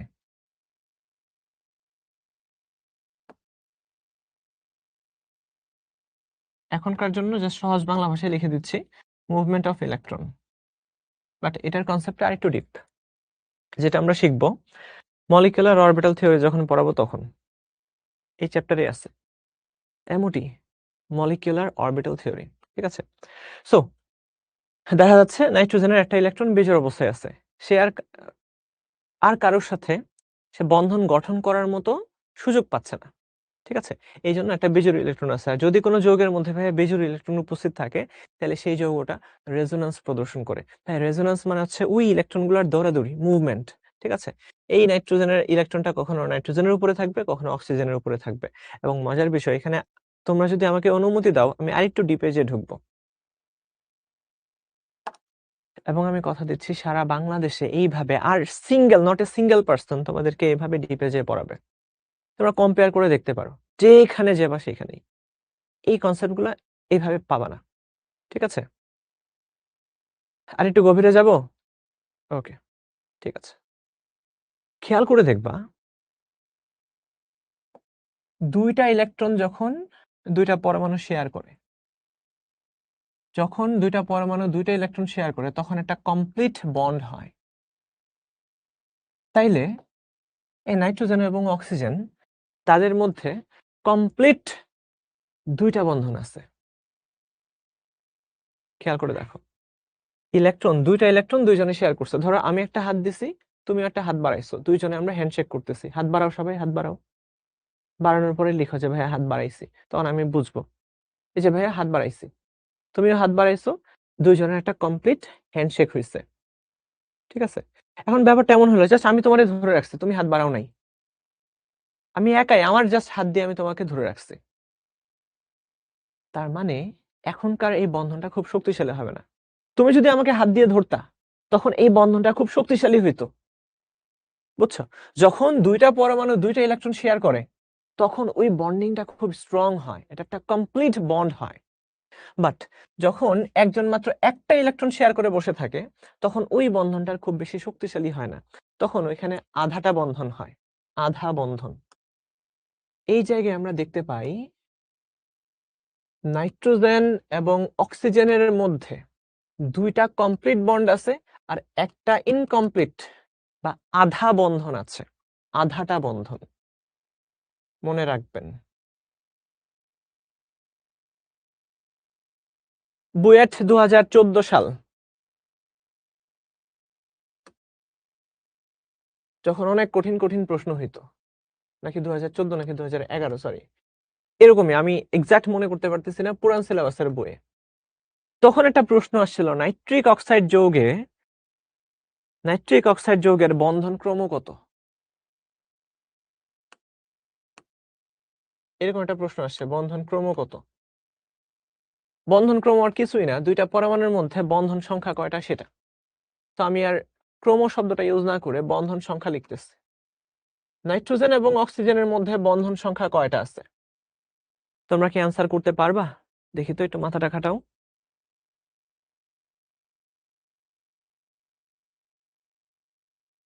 একটু মাথাটা খাটাও। রাকিব হাসান, সন্নিবেশ মানে হচ্ছে যখন একাই দুইটা ইলেকট্রন দিয়ে কেউ বন্ধনে পার্টিসিপেট করে। মারুফ আহমেদ সঠিক বলছে, সাবাস মারুফ ভাই, তোর বাসা কোথায়? মারুফ সঠিক উত্তর দিছে। আর কেউ তো সঠিক উত্তর দিতে পারছো না। জিহাদ সঠিক উত্তর দিছে, সৈকত সঠিক উত্তর দিছে, তারপরে আজমাইন সঠিক উত্তর দিয়েছে, মারিয়াম খন্দকার সঠিক উত্তর দিয়েছে। এই তো মাত্রই বললাম যে যখন প্রত্যেকে দুইটা করে ইলেকট্রন শেয়ার করে, মানে এই যে একটা একটা শেয়ার করে, তখন কমপ্লিট বন্ড হয়। ঠিক আছে, সো দুইটা ইলেকট্রন দুইজনে শেয়ার করলো, একটা বন্ধন হয়। বাট একটা ইলেকট্রন যদি দুইজনে মিলে শেয়ার করে, তখন আধাটা বন্ধন হয়, আধাটা বন্ধন। সো নাইট্রিক অক্সাইড যৌগে বন্ধন ক্রম হচ্ছে 2.5। অর্থাৎ এই ক্ষেত্রে নাইট্রোজেন আর অক্সিজেনের মাঝখানে আমরা দেখতে পাই বন্ধন সংখ্যা আড়াইটা। হ্যাঁ মারুফ, সিলেট তাই না? আচ্ছা, সিলেটই ভালো ছেলে। ওকে, আড়াইটা বন্ধন আছে এই ক্ষেত্রে, দুইটা কমপ্লিট বন্ড আর একটা হচ্ছে আধাটা বন্ড। মনে থাকবে, দুইটা ইলেকট্রন দুইজনে শেয়ার করলে কমপ্লিট একটা বন্ড হয়। আর একটা ইলেকট্রন যদি দুইজনে শেয়ার করে, তখন অর্ধেকটা বন্ধন হয়। তার মানে এখানে দুইটা কমপ্লিট বন্ড আর একটা অর্ধেক বন্ধন আছে, এটাকে আমরা বলি আড়াইটা বন্ড। সো বন্ধন ক্রম যদি কারোর ভগ্নাংশ হয়, তখনই সেই বন্ধনের মধ্যে রেজোন্যান্স দেখা যায়। এই ইলেকট্রনটা মুভমেন্ট করে সব জায়গায়, বুঝছো? এই ইলেকট্রনটা ছড়ায় যায়, এই রেজোন্যান্সের কারণে দেখা যায় এটা চৌম্বকত্ব প্রাপ্ত হয়, বুঝছো? চুম্বক ক্ষেত্র দ্বারা এই যৌগটা আকৃষ্ট হয়।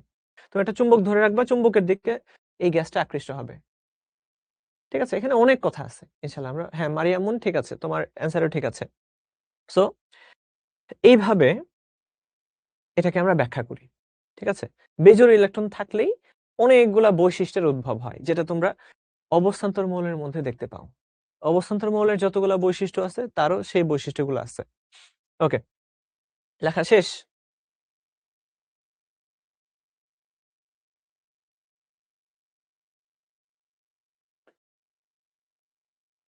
এটাকে বলে আলটিমেট লেভেলের নলেজ একটা যৌগ নিয়ে। ঠিক আছে, এই যৌগের মধ্যে যা কিছু আছে তুমি সবকিছু এখন জানো, সবকিছুই জানো। সো এটা তোমার মধ্যে একটা স্যাটিসফ্যাকশন আসতে হবে। ওকে, ঠিক আছে, এরপর আমরা যাচ্ছি N2O3 এর কাছে। বাই দ্য ওয়ে, ওইখানেও দেখো নাইট্রোজেনের যোজনী কিন্তু 3, 1 2 3। তো সব ক্ষেত্রেই 3 অলরেডি তোমরা বুঝে গেছো।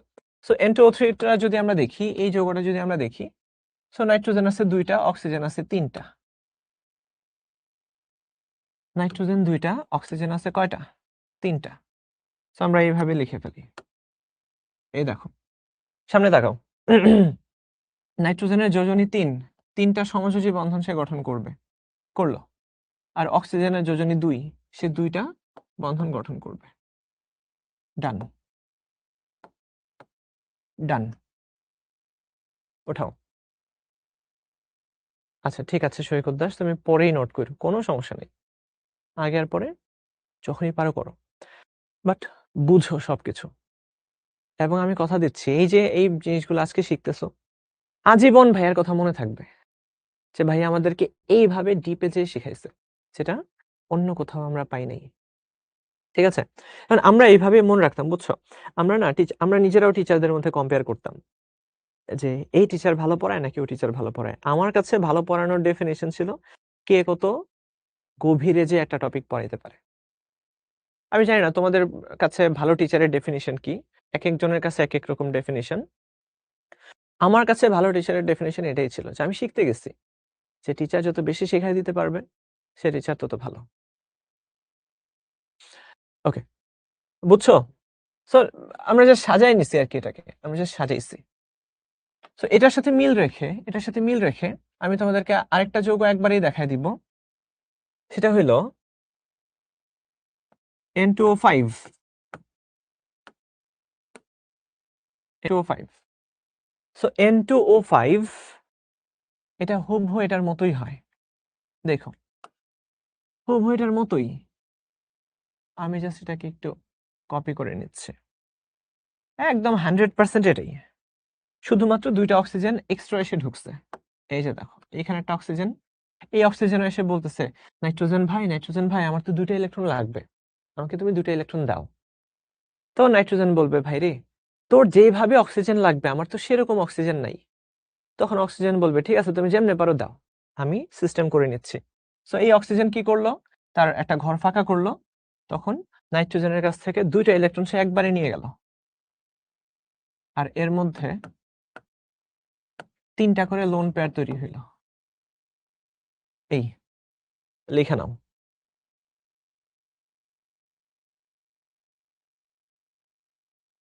মাহিন কইল যে, ভাইয়া একটা ব্রেক দিলে আপনি বদমাইশ, পড়াশোনা কর।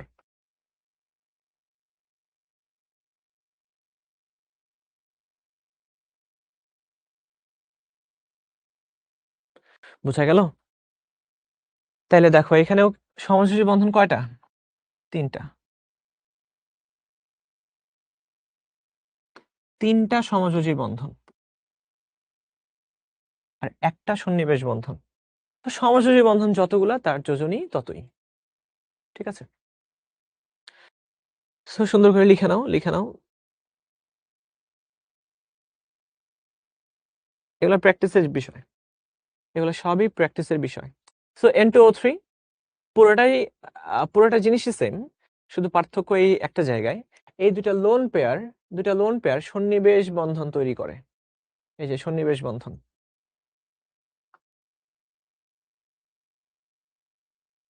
ওকে, লেখা শেষ। হ্যাঁ, গঠন এটাই যে এরকম গঠন হয়, এর মধ্যে সমযোজী বন্ধন ৩ টা আছে, সন্নিবেশ বন্ধন একটা আছে। যতগুলো সমযোজী বন্ধন ততগুলাই কি তার যোজনী। ও হ্যাঁ, একটা নাইট্রোজেন নিয়ে আমি কথা বলতেছি, নট ২ টা। হ্যাঁ, টোটাল যৌগের মধ্যে ২ টা সন্নিবেশ আছে। এগুলো পরীক্ষায় আসে যে এই যৌগের মধ্যে কয় ধরনের বন্ধন আছে বা কয়টা বন্ধন আছে। ঠিক আছে? কয়টা বন্ড পেয়ার আছে, কয়টা লোন পেয়ার আছে। সো এই প্রশ্নগুলা কিন্তু তোমাদেরকে অ্যান্সার করতে শিখতে হবে। এই তো। সো এবার তোমরা চাইলে লোন পেয়ার কাউন্ট করতে পারবা। কতগুলা লোন পেয়ার আছে দেখো, ১ ২ ৩ ৪ ৫ ৬ ৭ ৮ ৯ ১০ ১১ ১২। ১২টা আছে লোন পেয়ার টোটাল। আর বন্ড পেয়ার কয়টা? ১ ২ ৩ ৪ ৫ ৬ ৭ ৮। ৮টা আছে বন্ড পেয়ার। ১২টা লোন পেয়ার, ৮টা বন্ড পেয়ার। ঠিক আছে? না, অক্সিজেন ডাবল বন্ড হবে না। কারণ অক্সিজেন এই ক্ষেত্রে এক জোড়া ইলেকট্রন একবারে নিবে।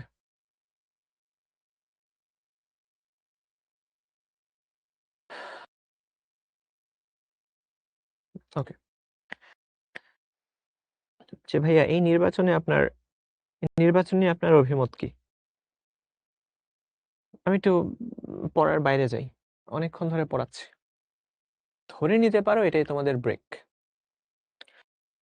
সো নির্বাচনটা যেমনই হয়েছে, কিছু কনফিউশন আছে, কিছু বিতর্ক আছে, কিছু তর্ক আছে, কিন্তু সব শেষে আমাদেরকে মেনে নিতে হবে যে সরকার যেভাবে গঠিত হবে সেটা বাংলাদেশের জন্য ভালো হবে। এখন কেউ যদি আন্দোলন সংগ্রাম করতে চায়, এটা হিতে বিপরীত হয়ে যাবে। এখন দরকার এই বাংলাদেশে একটা স্টেবল একটা অবস্থা দরকার। বুঝছো?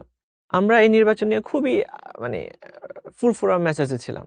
কারণ যে দলই ক্ষমতায় আসুক, তারাই বাংলাদেশের ভালো চায়। কেউ বাংলাদেশের খারাপ চায় না। যারা বাংলাদেশের খারাপ চাইতো তারা অলরেডি দেশ থেকে বিতাড়িত হয়ে গেছে। বুঝছো? সো যারাই ক্ষমতায় আসছে তারা প্রত্যেকে দেশের ভালোটাই চায়। ঠিক আছে? সো আমরা তাদের উপরে ভরসা রাখতে পারি। বাট এখন সংস্কার যতটুকু করার কথা বলছিল ডক্টর ইউনূস, ততটুকু যাতে হয়। ততটুকু হইলে আর কারোর কোনো প্রবলেম থাকবে না। ঠিক আছে? Sir, why am I a loser? তুমি লুজার কে বলছে মারিয়া? কে বলছে তুমি লুজার? বুঝলাম না তো।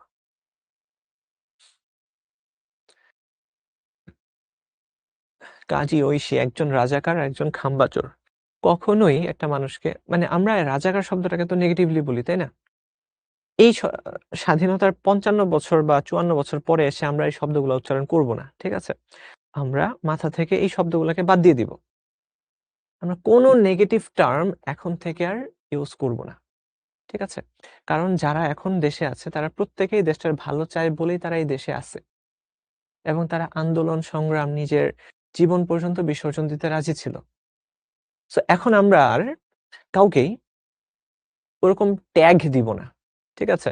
এই ট্যাগ যতদিন ধরে বাংলাদেশে চলতে থাকবে, আমাদের মধ্যে না মারামারি হানাহানি চলতে থাকবে। দেখো না যে আওয়ামী লীগ শিবিরদেরকে যারা জামাতের স্টুডেন্ট উইং যারা শিবির ট্যাগ দিয়ে দিয়ে তাদেরকে হত্যাযোগ্য করে তুলতো। কথা বুঝো, তোমরা বড় হইছো যথেষ্ট তাহমিদ। সো তোমরা এখন বুঝতে শিখছো, তাই না? সো কখনোই তোমরা এরকম ট্যাগ করবা না, এই তুই খারাপ, তুই এটা, তুই সেটা, তুই শিবির, তুই এটা। না রে ভাই, এই সমস্ত কাজ করলে না মানে মানুষ হিসেবে তার পরিচয়টা আর থাকে না, তার পরিচয় অন্য কিছু হয়ে যায়। তো আমরা কখনোই এরকম ট্যাগ দিব না। রাজাকার, রাজাকার বলে বলে তাদেরকে ফাঁসি দেওয়াটাকে জায়েজ করে দিছিল 2013 সালে 14 সালে। এটা কখনোই করা যাবে না। এই অধিকার কেউ কাউকে দেয় নাই যে আমরা একটা ট্যাগ দিয়ে তাকে ফাঁসিতে ঝুলাই দিব, তাকে মেরে ফেলবো। এই অধিকার কেউ কারণ নেই। ঠিক আছে? আমরা একটা নতুন বাংলাদেশে আছি, আমরা একটা পরিবর্তনশীল সমাজ দেখতে দেখতে চাই। পরিবর্তনশীল একটা কি দেখতে চাই? একটা রাজনীতি আমরা দেখতে চাই। ঠিক আছে? সো আমরা কখনোই আর এই ধরনের মানসিকতাও রাখবো না যে এটা খারাপ, ও খারাপ, এ খাম্বাচোর, ও রাজাকার। নো, এখন কোনো সুযোগই নাই এসব বলার। ঠিক আছে?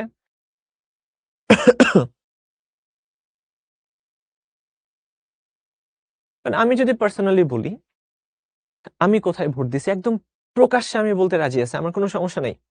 আমি ভোট দিছি এনসিপি কে ডিরেক্ট।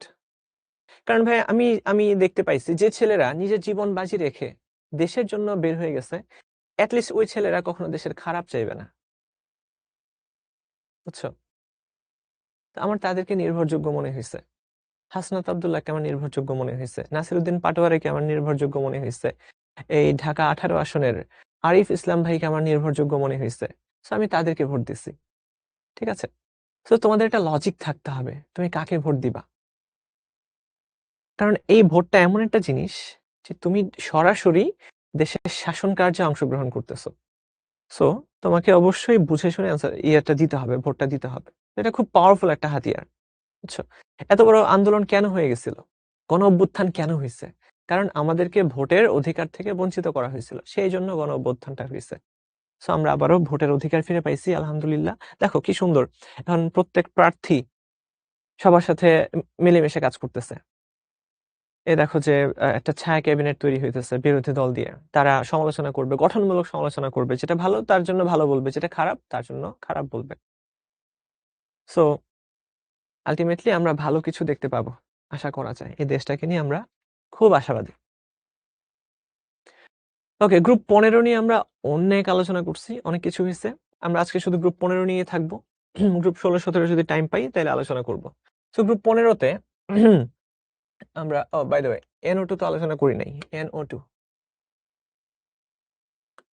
NO2 NO2। সো এটার জন্য দেখো নাইট্রোজেন আছে একটা আর অক্সিজেন আছে দুইটা। এক এক দুইটা। সো একটা অক্সিজেন যদি দুইটা ইলেকট্রন নিয়ে যায়, একটা অক্সিজেন যদি দুইটা ইলেকট্রন নিয়ে যায়, এই নাইট্রোজেনের একটা আছে লোন পেয়ার আর আরেকটা আছে বিজোড় ইলেকট্রন। সো বুঝতেই পারছো এই অক্সিজেনের দুইটা ইলেকট্রনই লাগবে অষ্টক পূর্ণ করার জন্য।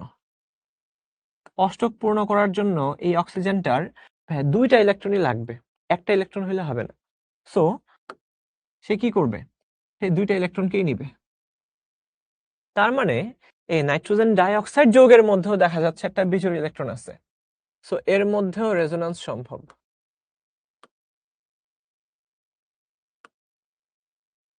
রেজোন্যান্স সম্ভব। এবং আমরা যদি নাইট্রোজেন অক্সিজেনের বন্ড অর্ডার নিয়ে চিন্তা করি, নাইট্রোজেনের অক্সিজেনের, তো আমরা দেখতে পাবো যে এটা বাই দ্য ওয়ে এটার বন্ড অর্ডার একটু জটিল, 1/3 হয়ে যায়, শেষ। সো এটাতে আমরা গেলাম না। সো আমরা দেখতে পাচ্ছি এখানে একটা বেজোড় ইলেকট্রন আছে আর একটা সন্নিবেশ বন্ধন আছে আর দুইটা আছে সমযোজী বন্ধন। একদম হুবহু সেম তরিকায় আমরা N2O4 টাকেও ব্যাখ্যা করতে পারবো। একদম সেম তরিকায় একদম সেম তরিকায় আমরা N2O4 ওইটাকেও ব্যাখ্যা করতে পারবো। কেমনে? দেখো ভাই, এমনে আমরা এই নাইট্রোজেনটাকে লিখলাম, এই যে এদিকে একটা দ্বিবন্ধন আর এদিকে হলো একটা সন্নিবেশ বন্ধন, আর এইখানে আছে বিজোড় ইলেকট্রন। সেম ভাবে এই সাইডে আরেকটা নাইট্রোজেন ডাইঅক্সাইডকে আমরা লিখি, দ্বিবন্ধন, এইখানে আছে একটা সন্নিবেশ বন্ধন আর এইখানে আছে একটা বিজোড় ইলেকট্রন। সো দুইটা বিজোড় ইলেকট্রন যদি আমরা দেখতে পাই, অবশ্যই তারা হচ্ছে যোজনী। এরা শেয়ার করার মাধ্যমে একসাথে যুক্ত হয়ে যাবে। তো দুইটা নাইট্রোজেন ডাইঅক্সাইড একসাথে যুক্ত হয়ে একটা N2O4 যৌগ তৈরি করে।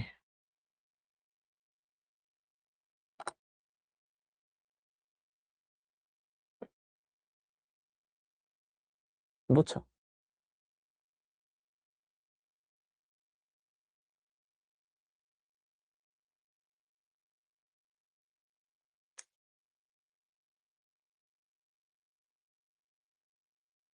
N2O5 এর সমযোজী বন্ধন 4টা হবে না কেন? সমযোজী 4টা কেমনে হইল? 1 2 3 4 5 6টা, 6টা সমযোজী বন্ধন, ঠিক আছে? আর দুইটা হচ্ছে সন্নিবেশ বন্ধন। এই টোটাল 8টা বন্ড পেয়ার আছে, তাই না? দারুণ না জিনিসটা? খুব সুন্দর। ওকে, তো দেখো তোমরা জাস্ট এইভাবে চিন্তা করবা যে কার কয়টা ইলেকট্রন লাগবে, কে কয়টা ইলেকট্রন শেয়ার দিতে পারে, এটাই গেল, এটাও গেল।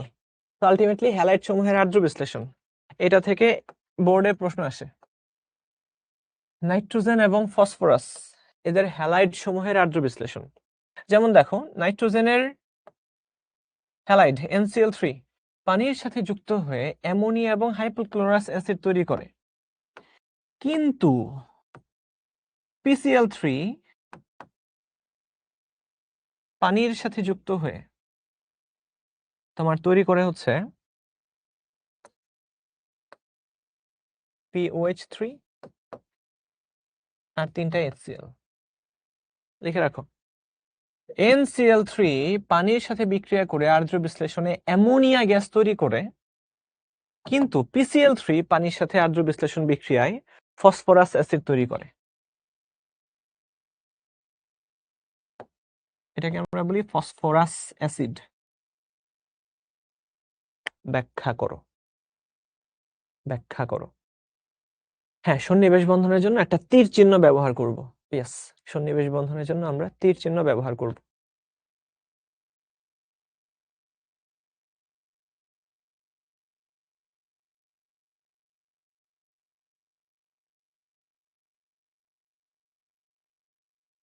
লেখা শেষ। এটাকে আমরা জাস্ট ব্যাখ্যা করব এখন। দেখো, আর্দ্র বিশ্লেষণ এটার অর্থ কি আমরা জানি? আমরা কি গতকালকে আর্দ্র বিশ্লেষণ নিয়ে কথা বলেছিলাম? গ্রুপ 14তে আমরা বলেছিলাম যে ভাইয়া CCl4 আর্দ্র বিশ্লেষিত হয় না, কিন্তু SiCl4 ঠিক আর্দ্র বিশ্লেষিত হয়। আর্দ্র বিশ্লেষণ মানে ভাইয়া পানি দ্বারা বিশ্লেষণ, পানি দ্বারা বিশ্লেষণ বা আর্দ্র দ্বারা বিশ্লেষণ।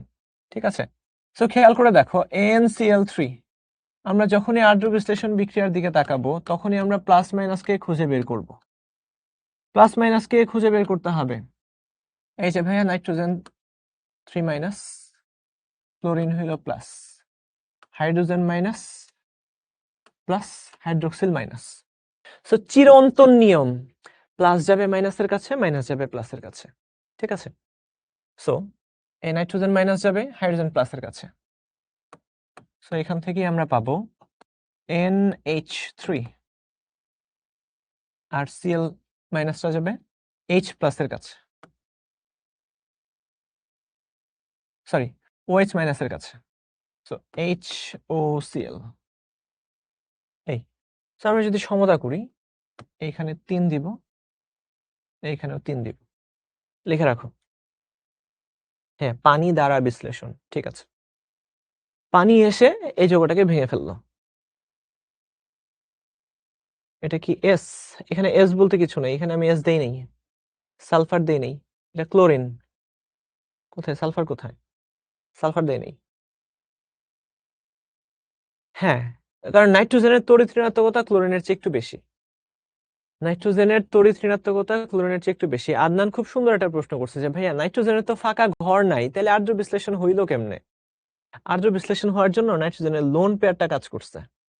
এই নাইট্রোজেনের লোন পেয়ার যে ডিরেক্ট হাইড্রোজেন প্লাসকে অ্যাটাক করছে।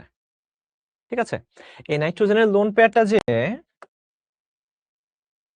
এই যে নাইট্রোজেনের লোন পেয়ারটা যে এই পানির H প্লাসকে যে ধরছে, বুঝছো? পানির কাকে যে ধরছে? H প্লাসকে যে ধরছে। সো এই লোন পেয়ার, এই মাইনাস চার্জ, দেখো এখানে অনেকগুলো ইলেকট্রন জাস্ট ফাঁকা অবস্থায় আছে, জাস্ট ইলেকট্রন আছে। এই ইলেকট্রন অবশ্যই প্রোটনের দিকে ধাবিত হবে।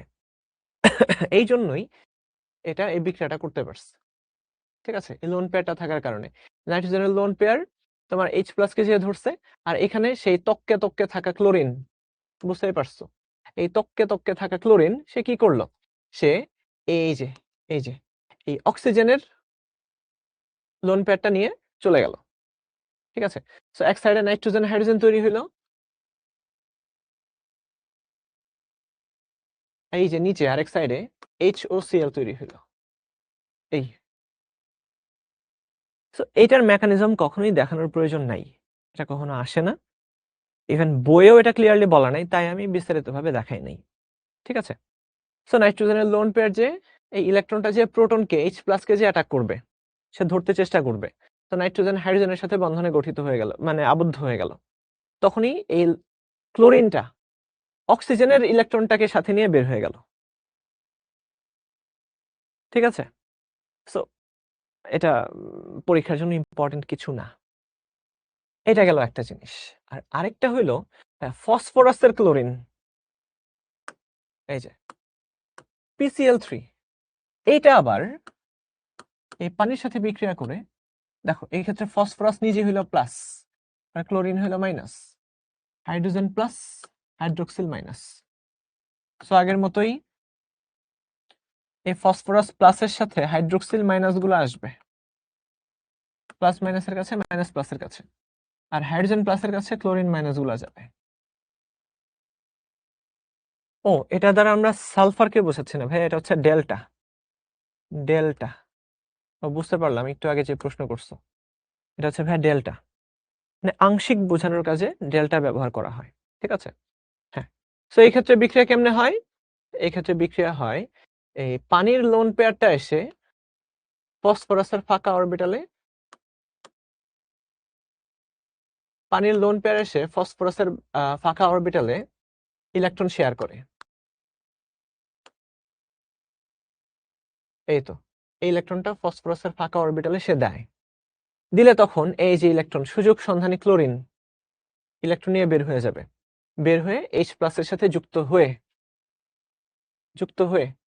এই যে দেখো PCl2, এই যে একটা OH তৈরি হইলো, আর এই জায়গায় HCl। এমন ভাবে আরো দুইবার রিয়াকশনটা হবে, আরো 2 ধাপে বিক্রিয়াটা হবে, হয়ে এই দুইটা ক্লোরিন হাইড্রোক্সিল দ্বারা প্রতিস্থাপিত হবে। প্রতিস্থাপিত হয়ে যে যৌগটা তৈরি করলো, এই যৌগটাকে আমরা বলি ফসফরাস অ্যাসিড।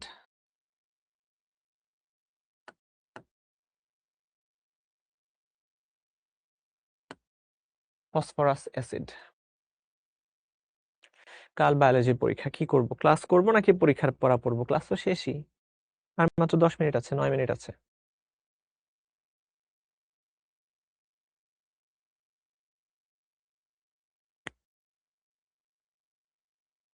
বুঝতে পেরেছো? সো এইভাবে ফাঁকা অরবিটাল থাকলে অবশ্যই লোন পেয়ার বা ইলেকট্রন এসে ওই ফাঁকা অরবিটালে যাবে। সো অক্সিজেনের সাথে ফসফরাসের কানেকশন তৈরি হয়ে গেল। তখন এই অক্সিজেন থেকে হাইড্রোজেনটা বের হয়ে গেল, সেইখানে ক্লোরিন জায়গা করে নিল। এই যে ক্লোরিনটা হাইড্রোজেনের সাথে যুক্ত হয়ে HCl তৈরি করলো। ঠিক আছে?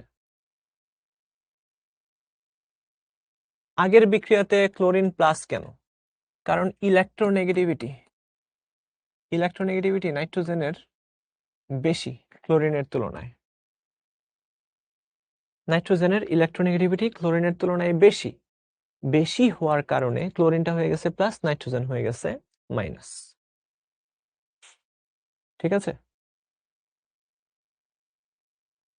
এই তো, it's all about group 15। Just একটা গ্রুপ নিয়ে আমরা পুরা 1.5 ঘন্টা আলোচনা করলাম। তো গ্রুপ 16 থাকবে, গ্রুপ 17 থাকবে, গ্রুপ 18 থাকবে। তো আজকে আর আমরা ওগুলো নিয়ে কথা বলছি না, ইনশাল্লাহ নেক্সট ক্লাসে আমরা কথা বলবো গ্রুপ 17, তারপরে গ্রুপ 18। ঠিক আছে? এই যে জ্যানন বিক্রিয়া করে। তাইলে আজকের ক্লাসে আমরা ভাই কি কি শিখলাম? গ্রুপ 15 শিখলাম, তাই না? গ্রুপ 15 এর মৌলগুলো আমরা জানি নাইট্রোজেন, ফসফরাস, আর্সেনিক। এরা হাইড্রোজেনের সাথে বিক্রিয়া করে হাইড্রাইড যৌগ তৈরি করে। এরা নাইট্রোজেনের সাথে এই নাইট্রোজেনগুলা এরা ধাতুর সাথে বিক্রিয়া করে, এবং বিক্রিয়া করার মাধ্যমে তারা অ্যামোনিয়া গ্যাস তৈরি করতে পারে। মিলায় দেখো। তারপরে এখানকার নাইট্রোজেনের যোজনী শুধুমাত্র 3, আর বাকি সবার যোজনী 3 হতে পারে ভাইয়া, 5ও হতে পারে। ঠিক আছে? প্রত্যেকের একটা কাজ থাকবে। আজকে আমি যা লিখাইছি তোমাদের হোমওয়ার্ক এটাই, এই লেখাগুলোই তোমাদের হোমওয়ার্ক। ঠিক আছে? এইভাবে আমরা যখন প্রত্যেকটা গ্রুপ ধরে ধরে তোমাদেরকে বুঝাই দিব, তোমরা লিখবা, সুন্দর করে নোট করবা, দেখবা অনেক কিছু ক্লিয়ার হয়ে গেছে। ওকে, বুঝলাম, এটা বুঝলাম। আর সর্বশেষ আমরা দেখলাম কি, নাইট্রোজেনের ক্লোরাইড আর্দ্র বিশ্লেষিত হয়ে অ্যামোনিয়া গ্যাস তৈরি করে, বাট ফসফরাসের ক্লোরাইড আর্দ্র বিশ্লেষিত হয়ে ফসফরাস অ্যাসিড তৈরি করে। দুটোর মধ্যে একটা সুস্পষ্ট পার্থক্য আছে। আরো কিছু জিনিস আছে, একটু বলে রাখি তোমাদেরকে। এই অ্যামোনিয়াটা হইলো ভাইয়া ক্ষারধর্মী।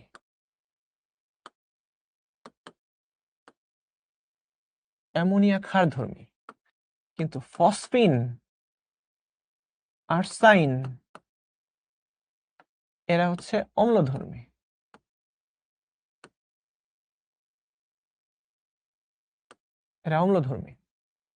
ঠিক আছে? কারণ এদের মধ্যে ফাঁকা ঘর আছে। ফাঁকা ঘর যদি থাকে, সেইখানেই সে ইলেকট্রন গ্রহণ করতে পারবে। আর আমরা জানি যারা ইলেকট্রন গ্রহণ করে তারা কি? তারা অ্যাসিড। সো অ্যামোনিয়া হইল ক্ষারধর্মী, বাট এই দুইজন অম্লধর্মী। ঠিক আছে? মনে রাখবা। তো এই বিষয়গুলো আমরা দেখলাম ঘুরায় ফিরায়। আর ইনশাল্লাহ নেক্সট ক্লাসে আমরা গ্রুপ 16 থেকে আলোচনা শুরু করব। ইনশাল্লাহ আগামী পর্বে আমরা গ্রুপ 16, 17, 18 শেষ করব। হ্যাঁ, এগুলা শেষ করব। ওকে, সো দাদুরা জানতে চাইতে তোমাদের কোনো জিজ্ঞাসা আছে কিনা? ভাইয়া চুল ভেঙে ভেঙে পড়ে যাচ্ছে, কি করব? চুল ভেঙে পড়ে যাওয়ার আশঙ্কাজনক একটা সিমটম, চুল ভেঙে ভেঙে পড়ে যাওয়া। তোমাদের কার কার এই প্রবলেমগুলো হচ্ছে?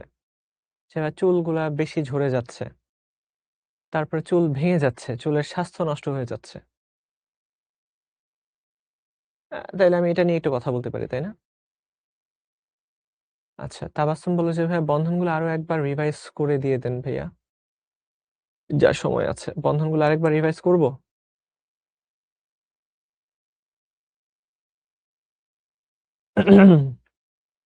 তোমরা রেকর্ডটা আরেকবার দেখো প্লিজ, তাইলে দেখবা ক্লিয়ার হয়ে গেছে। একটু স্পিড বাড়ায় তোমরা চাইলে 1.75 স্পিড দিয়েও দেখতে পারো, কারণ অলরেডি একবার বুঝে গেছো। যাদের একটু কনফিউশন আছে তোমরা আরেকবার রেকর্ডিংটা দেখবা। আমরা কিন্তু রেকর্ডিংটা এই কারণেই দিই। আচ্ছা, চুল ঝরে যাচ্ছে ভাইয়া, চুল ভেঙে যাচ্ছে। চুল ভেঙে যাওয়াটা, চুল খসখসে হয়ে যাওয়াটা খুবই তোমার ডেঞ্জারাস কিছু পুষ্টিহীনতার লক্ষণ, বুঝছো? পুষ্টিহীনতার লক্ষণ। এবং এটা যে শুধু চুলের ক্ষেত্রে হবে তা না, এটা নখের ক্ষেত্রেও হতে পারে, বুঝছো? চুলে এই সিমটমটা আগে দেখা যায়, নখে একটু পরে দেখা যায়। তো এই প্রবলেমটা কেন হয়? প্রবলেমটা হওয়ার কারণ হইল, চুল ভেঙে যাওয়ার কারণ হইল চুল বা নখ। তোমাদের কারোর আছে কিনা আমি জানি না, হইতেও পারে। এই ভেঙে যাওয়ার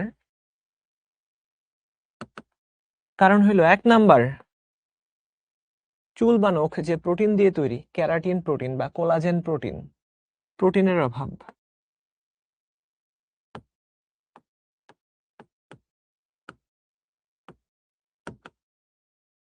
বডিতে। এবং শুধু প্রোটিন না, এই জায়গাতে আরেকটা জিনিসের অভাব আছে, সেটা হলো ভাইয়া ওমেগা 3।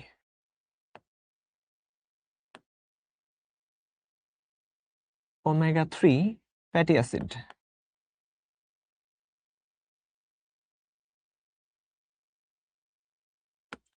ওমেগা 3 ফ্যাটি অ্যাসিডের অভাবে এটা হতে পারে।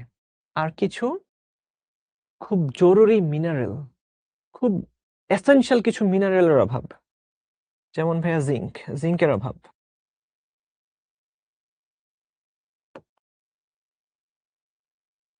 এই কয়েকটা জিনিসের অভাবে তোমার চুল খরখরা হয়ে যাবে, মনে রাখবা।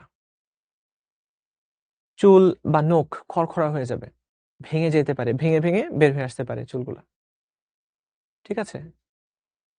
চুল আবার ভাঙে নাকি? চুল তো পড়ে যায়, চুল ভেঙে যায়। তোমরা যারা ছেলেরা আছো তারা এটা বুঝবা না, মেয়েরা বুঝবা। যখন চুল আশ্রাইতে যায় তখন না, চুল গোড়া থেকে উঠে না এসে মাঝখান থেকে পেটে পড়ে যায়।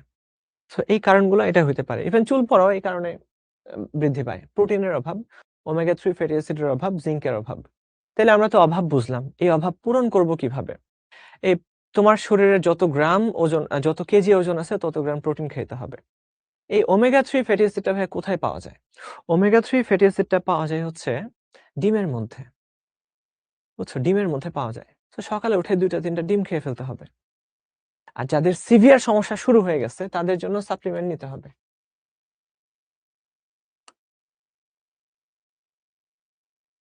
সাপ্লিমেন্ট, এই ওমেগা 3 সাপ্লিমেন্ট পাওয়া যায়, তোমরা দেখবা বাজারে আছে, স্কয়ার ফার্মার আছে, ওমেগ 3 মনে হয়, বা OM3, আমি জানি না, নামটা মনে নেই। তোমরা এটা ক্যাপসুল কিনে খাবা, বাজারে এই সাপ্লিমেন্ট পাওয়া যায়, ঠিক আছে? আর জিঙ্ক, এই কয়টার অভাবে। সো আমি যেটা করি, আমার পার্সোনাল ওপিনিয়ন যদি তোমাদেরকে আমি বলি, আমি প্রোটিনের অভাবটা রাখি না, বুঝছো? সকালে আমার অভ্যাস, আমি 2টা ডিম খাবই।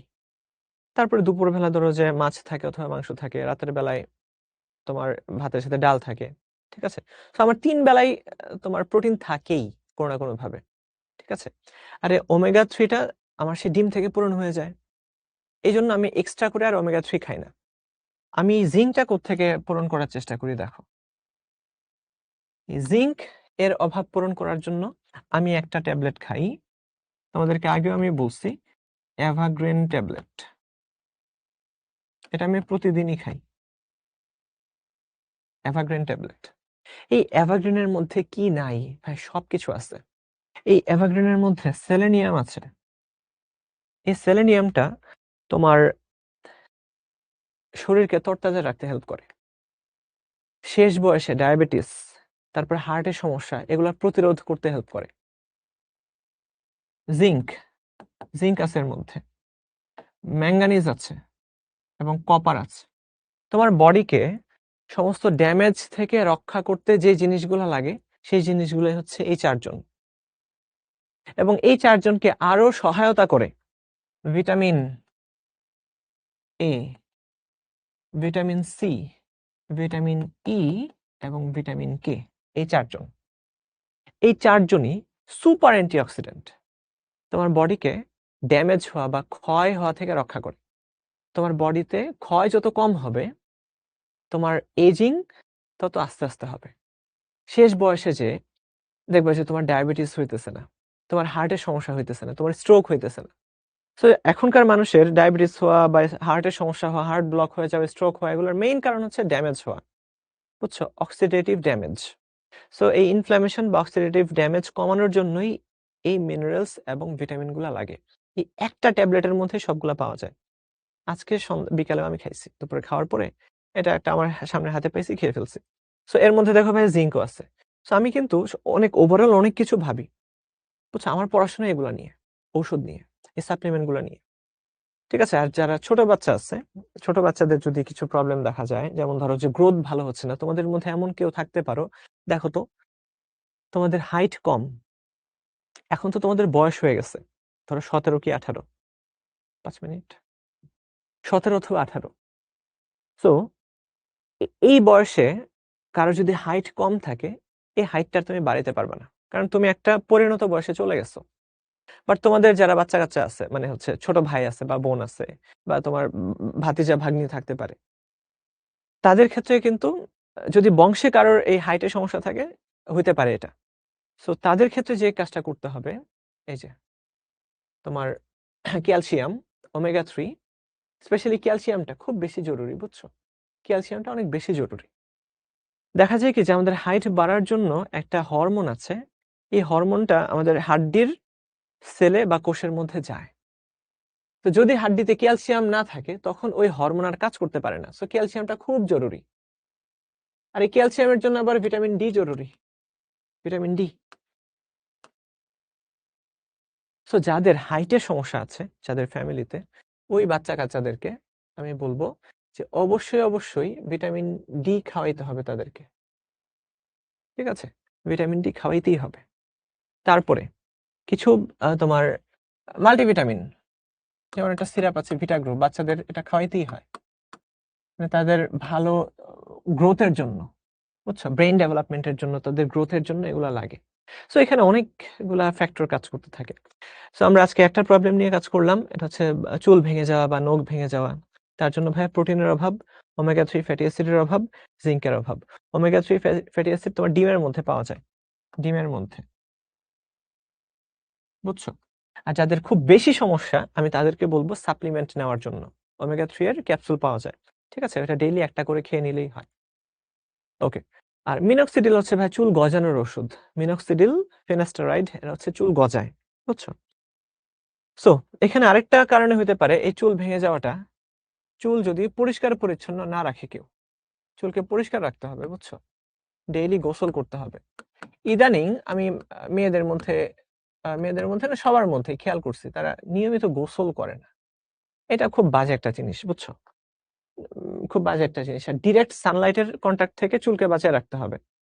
ইউভি রশ্মি যখন চুলের মধ্যে এসে পড়ে, চুলের প্রোটিনটা নষ্ট হয়ে যায়। বুঝছো? তখন এই চুল ভঙ্গুর হয়ে যায়। সো যখন তোমরা রোদে যাবা, অবশ্যই মাথার মধ্যে একটা ক্যাপ দিয়ে যাবা। ক্যাপ বেশিক্ষণ রাখবা না। যতক্ষণ রোদে থাকবা ততক্ষণ হালকা ক্যাপ, খুব টাইট ক্যাপ না, হালকা। ঠিক আছে? সো ডিরেক্ট সানলাইটের কন্টাক্টে যাওয়া যাবে না খোলা চুল নিয়ে। ধুলাবালি পড়তে দেওয়া যাবে না চুলের মধ্যে। নিয়মিত চুলটাকে পরিষ্কার রাখতে হবে। একটু প্রোটিন খাইতে হবে। মাছ, মাংস, ডিম, দুধ, ডাল, এগুলা নিয়মিত খাইতে হবে। ওমেগা 3 ফ্যাটি অ্যাসিড খাইতে হবে। আর জিঙ্ক পর্যাপ্ত পরিমাণে নিতে হবে। আমি বলব পর্যাপ্ত জিঙ্ক নেওয়ার জন্য এই 2 টাকার কি 3 টাকার একটা ট্যাবলেটই যথেষ্ট। এভারগ্রিন ট্যাবলেট তোমরা এখন থেকে নিয়মিত খাইতে থাকো। তোমাদের বয়স একটু কম, তোমরা 1 দিন পর পরে খাও। 1 দিন পর পরে। আমি বলব কি ভাইয়া, 1 দিন পর পরে খাও। দেখবা তোমাদের লাইফের অনেক সমস্যার সমাধান হয়ে গেছে জাস্ট এই একটা ওষুধ দিয়ে। বুঝছো? চুলে গরম পানি দিলে চুলের গোড়াটা নরম হয়ে যায়। মনে রাখবা। গরম পানি দিলে চুলের গোড়া কি হয়ে যাবে? নরম হয়ে যাবে। চুলগুলা একটা, একটা করে খুলে চলে আসবে। সো গরম পানি দিবা না। এটা কতদিন? এই সাপ্লিমেন্ট গুলো আজীবন খাওয়া যায়। আমি গত 2 বছর 6 মাস ধরে খাচ্ছি। ঠিক আছে? এগুলো ভালো থাকার জন্য কাজে লাগে। ওকে। বলো এখান থেকে তোমরা কিছু নতুন ধারণা পাইছো কিনা? তোমার জীবনটাকে ভালো করার জন্য তুমি একটা হইলেও তথ্য নিতে পারছো কিনা, এটাই জরুরি। হুম। দাম ৳১২০ একটা ইয়ে পাওয়া যায়। একটা ৩০ টা ট্যাবলেট আছে এর মধ্যে। এভারগ্রিন ট্যাবলেট ৩০ টা ৳১২০ মাত্র। একদম। ২ মাস চলবে, ২ মাস। ২ মাস চলবে জাস্ট ৳১২০ একটা বোতল দিয়ে। একদিন পর, পরে খাবা। ঠিক আছে? ওকে। তাহলে সবাই ভালো থাকো, সুস্থ থাকো। আমরা পরের দিন আরো নতুন কোনো প্রবলেম নিয়ে কথা বলব। আল্লাহ হাফেজ। না, এই ভিটামিনগুলোর কোনো সাইড ইফেক্ট নাই। স্পেশালি এভারগ্রিনের একদিন পর, পরে খাইলে তোমার কোনো সাইড ইফেক্ট থাকবে না। ঠিক আছে? আল্লাহ হাফেজ।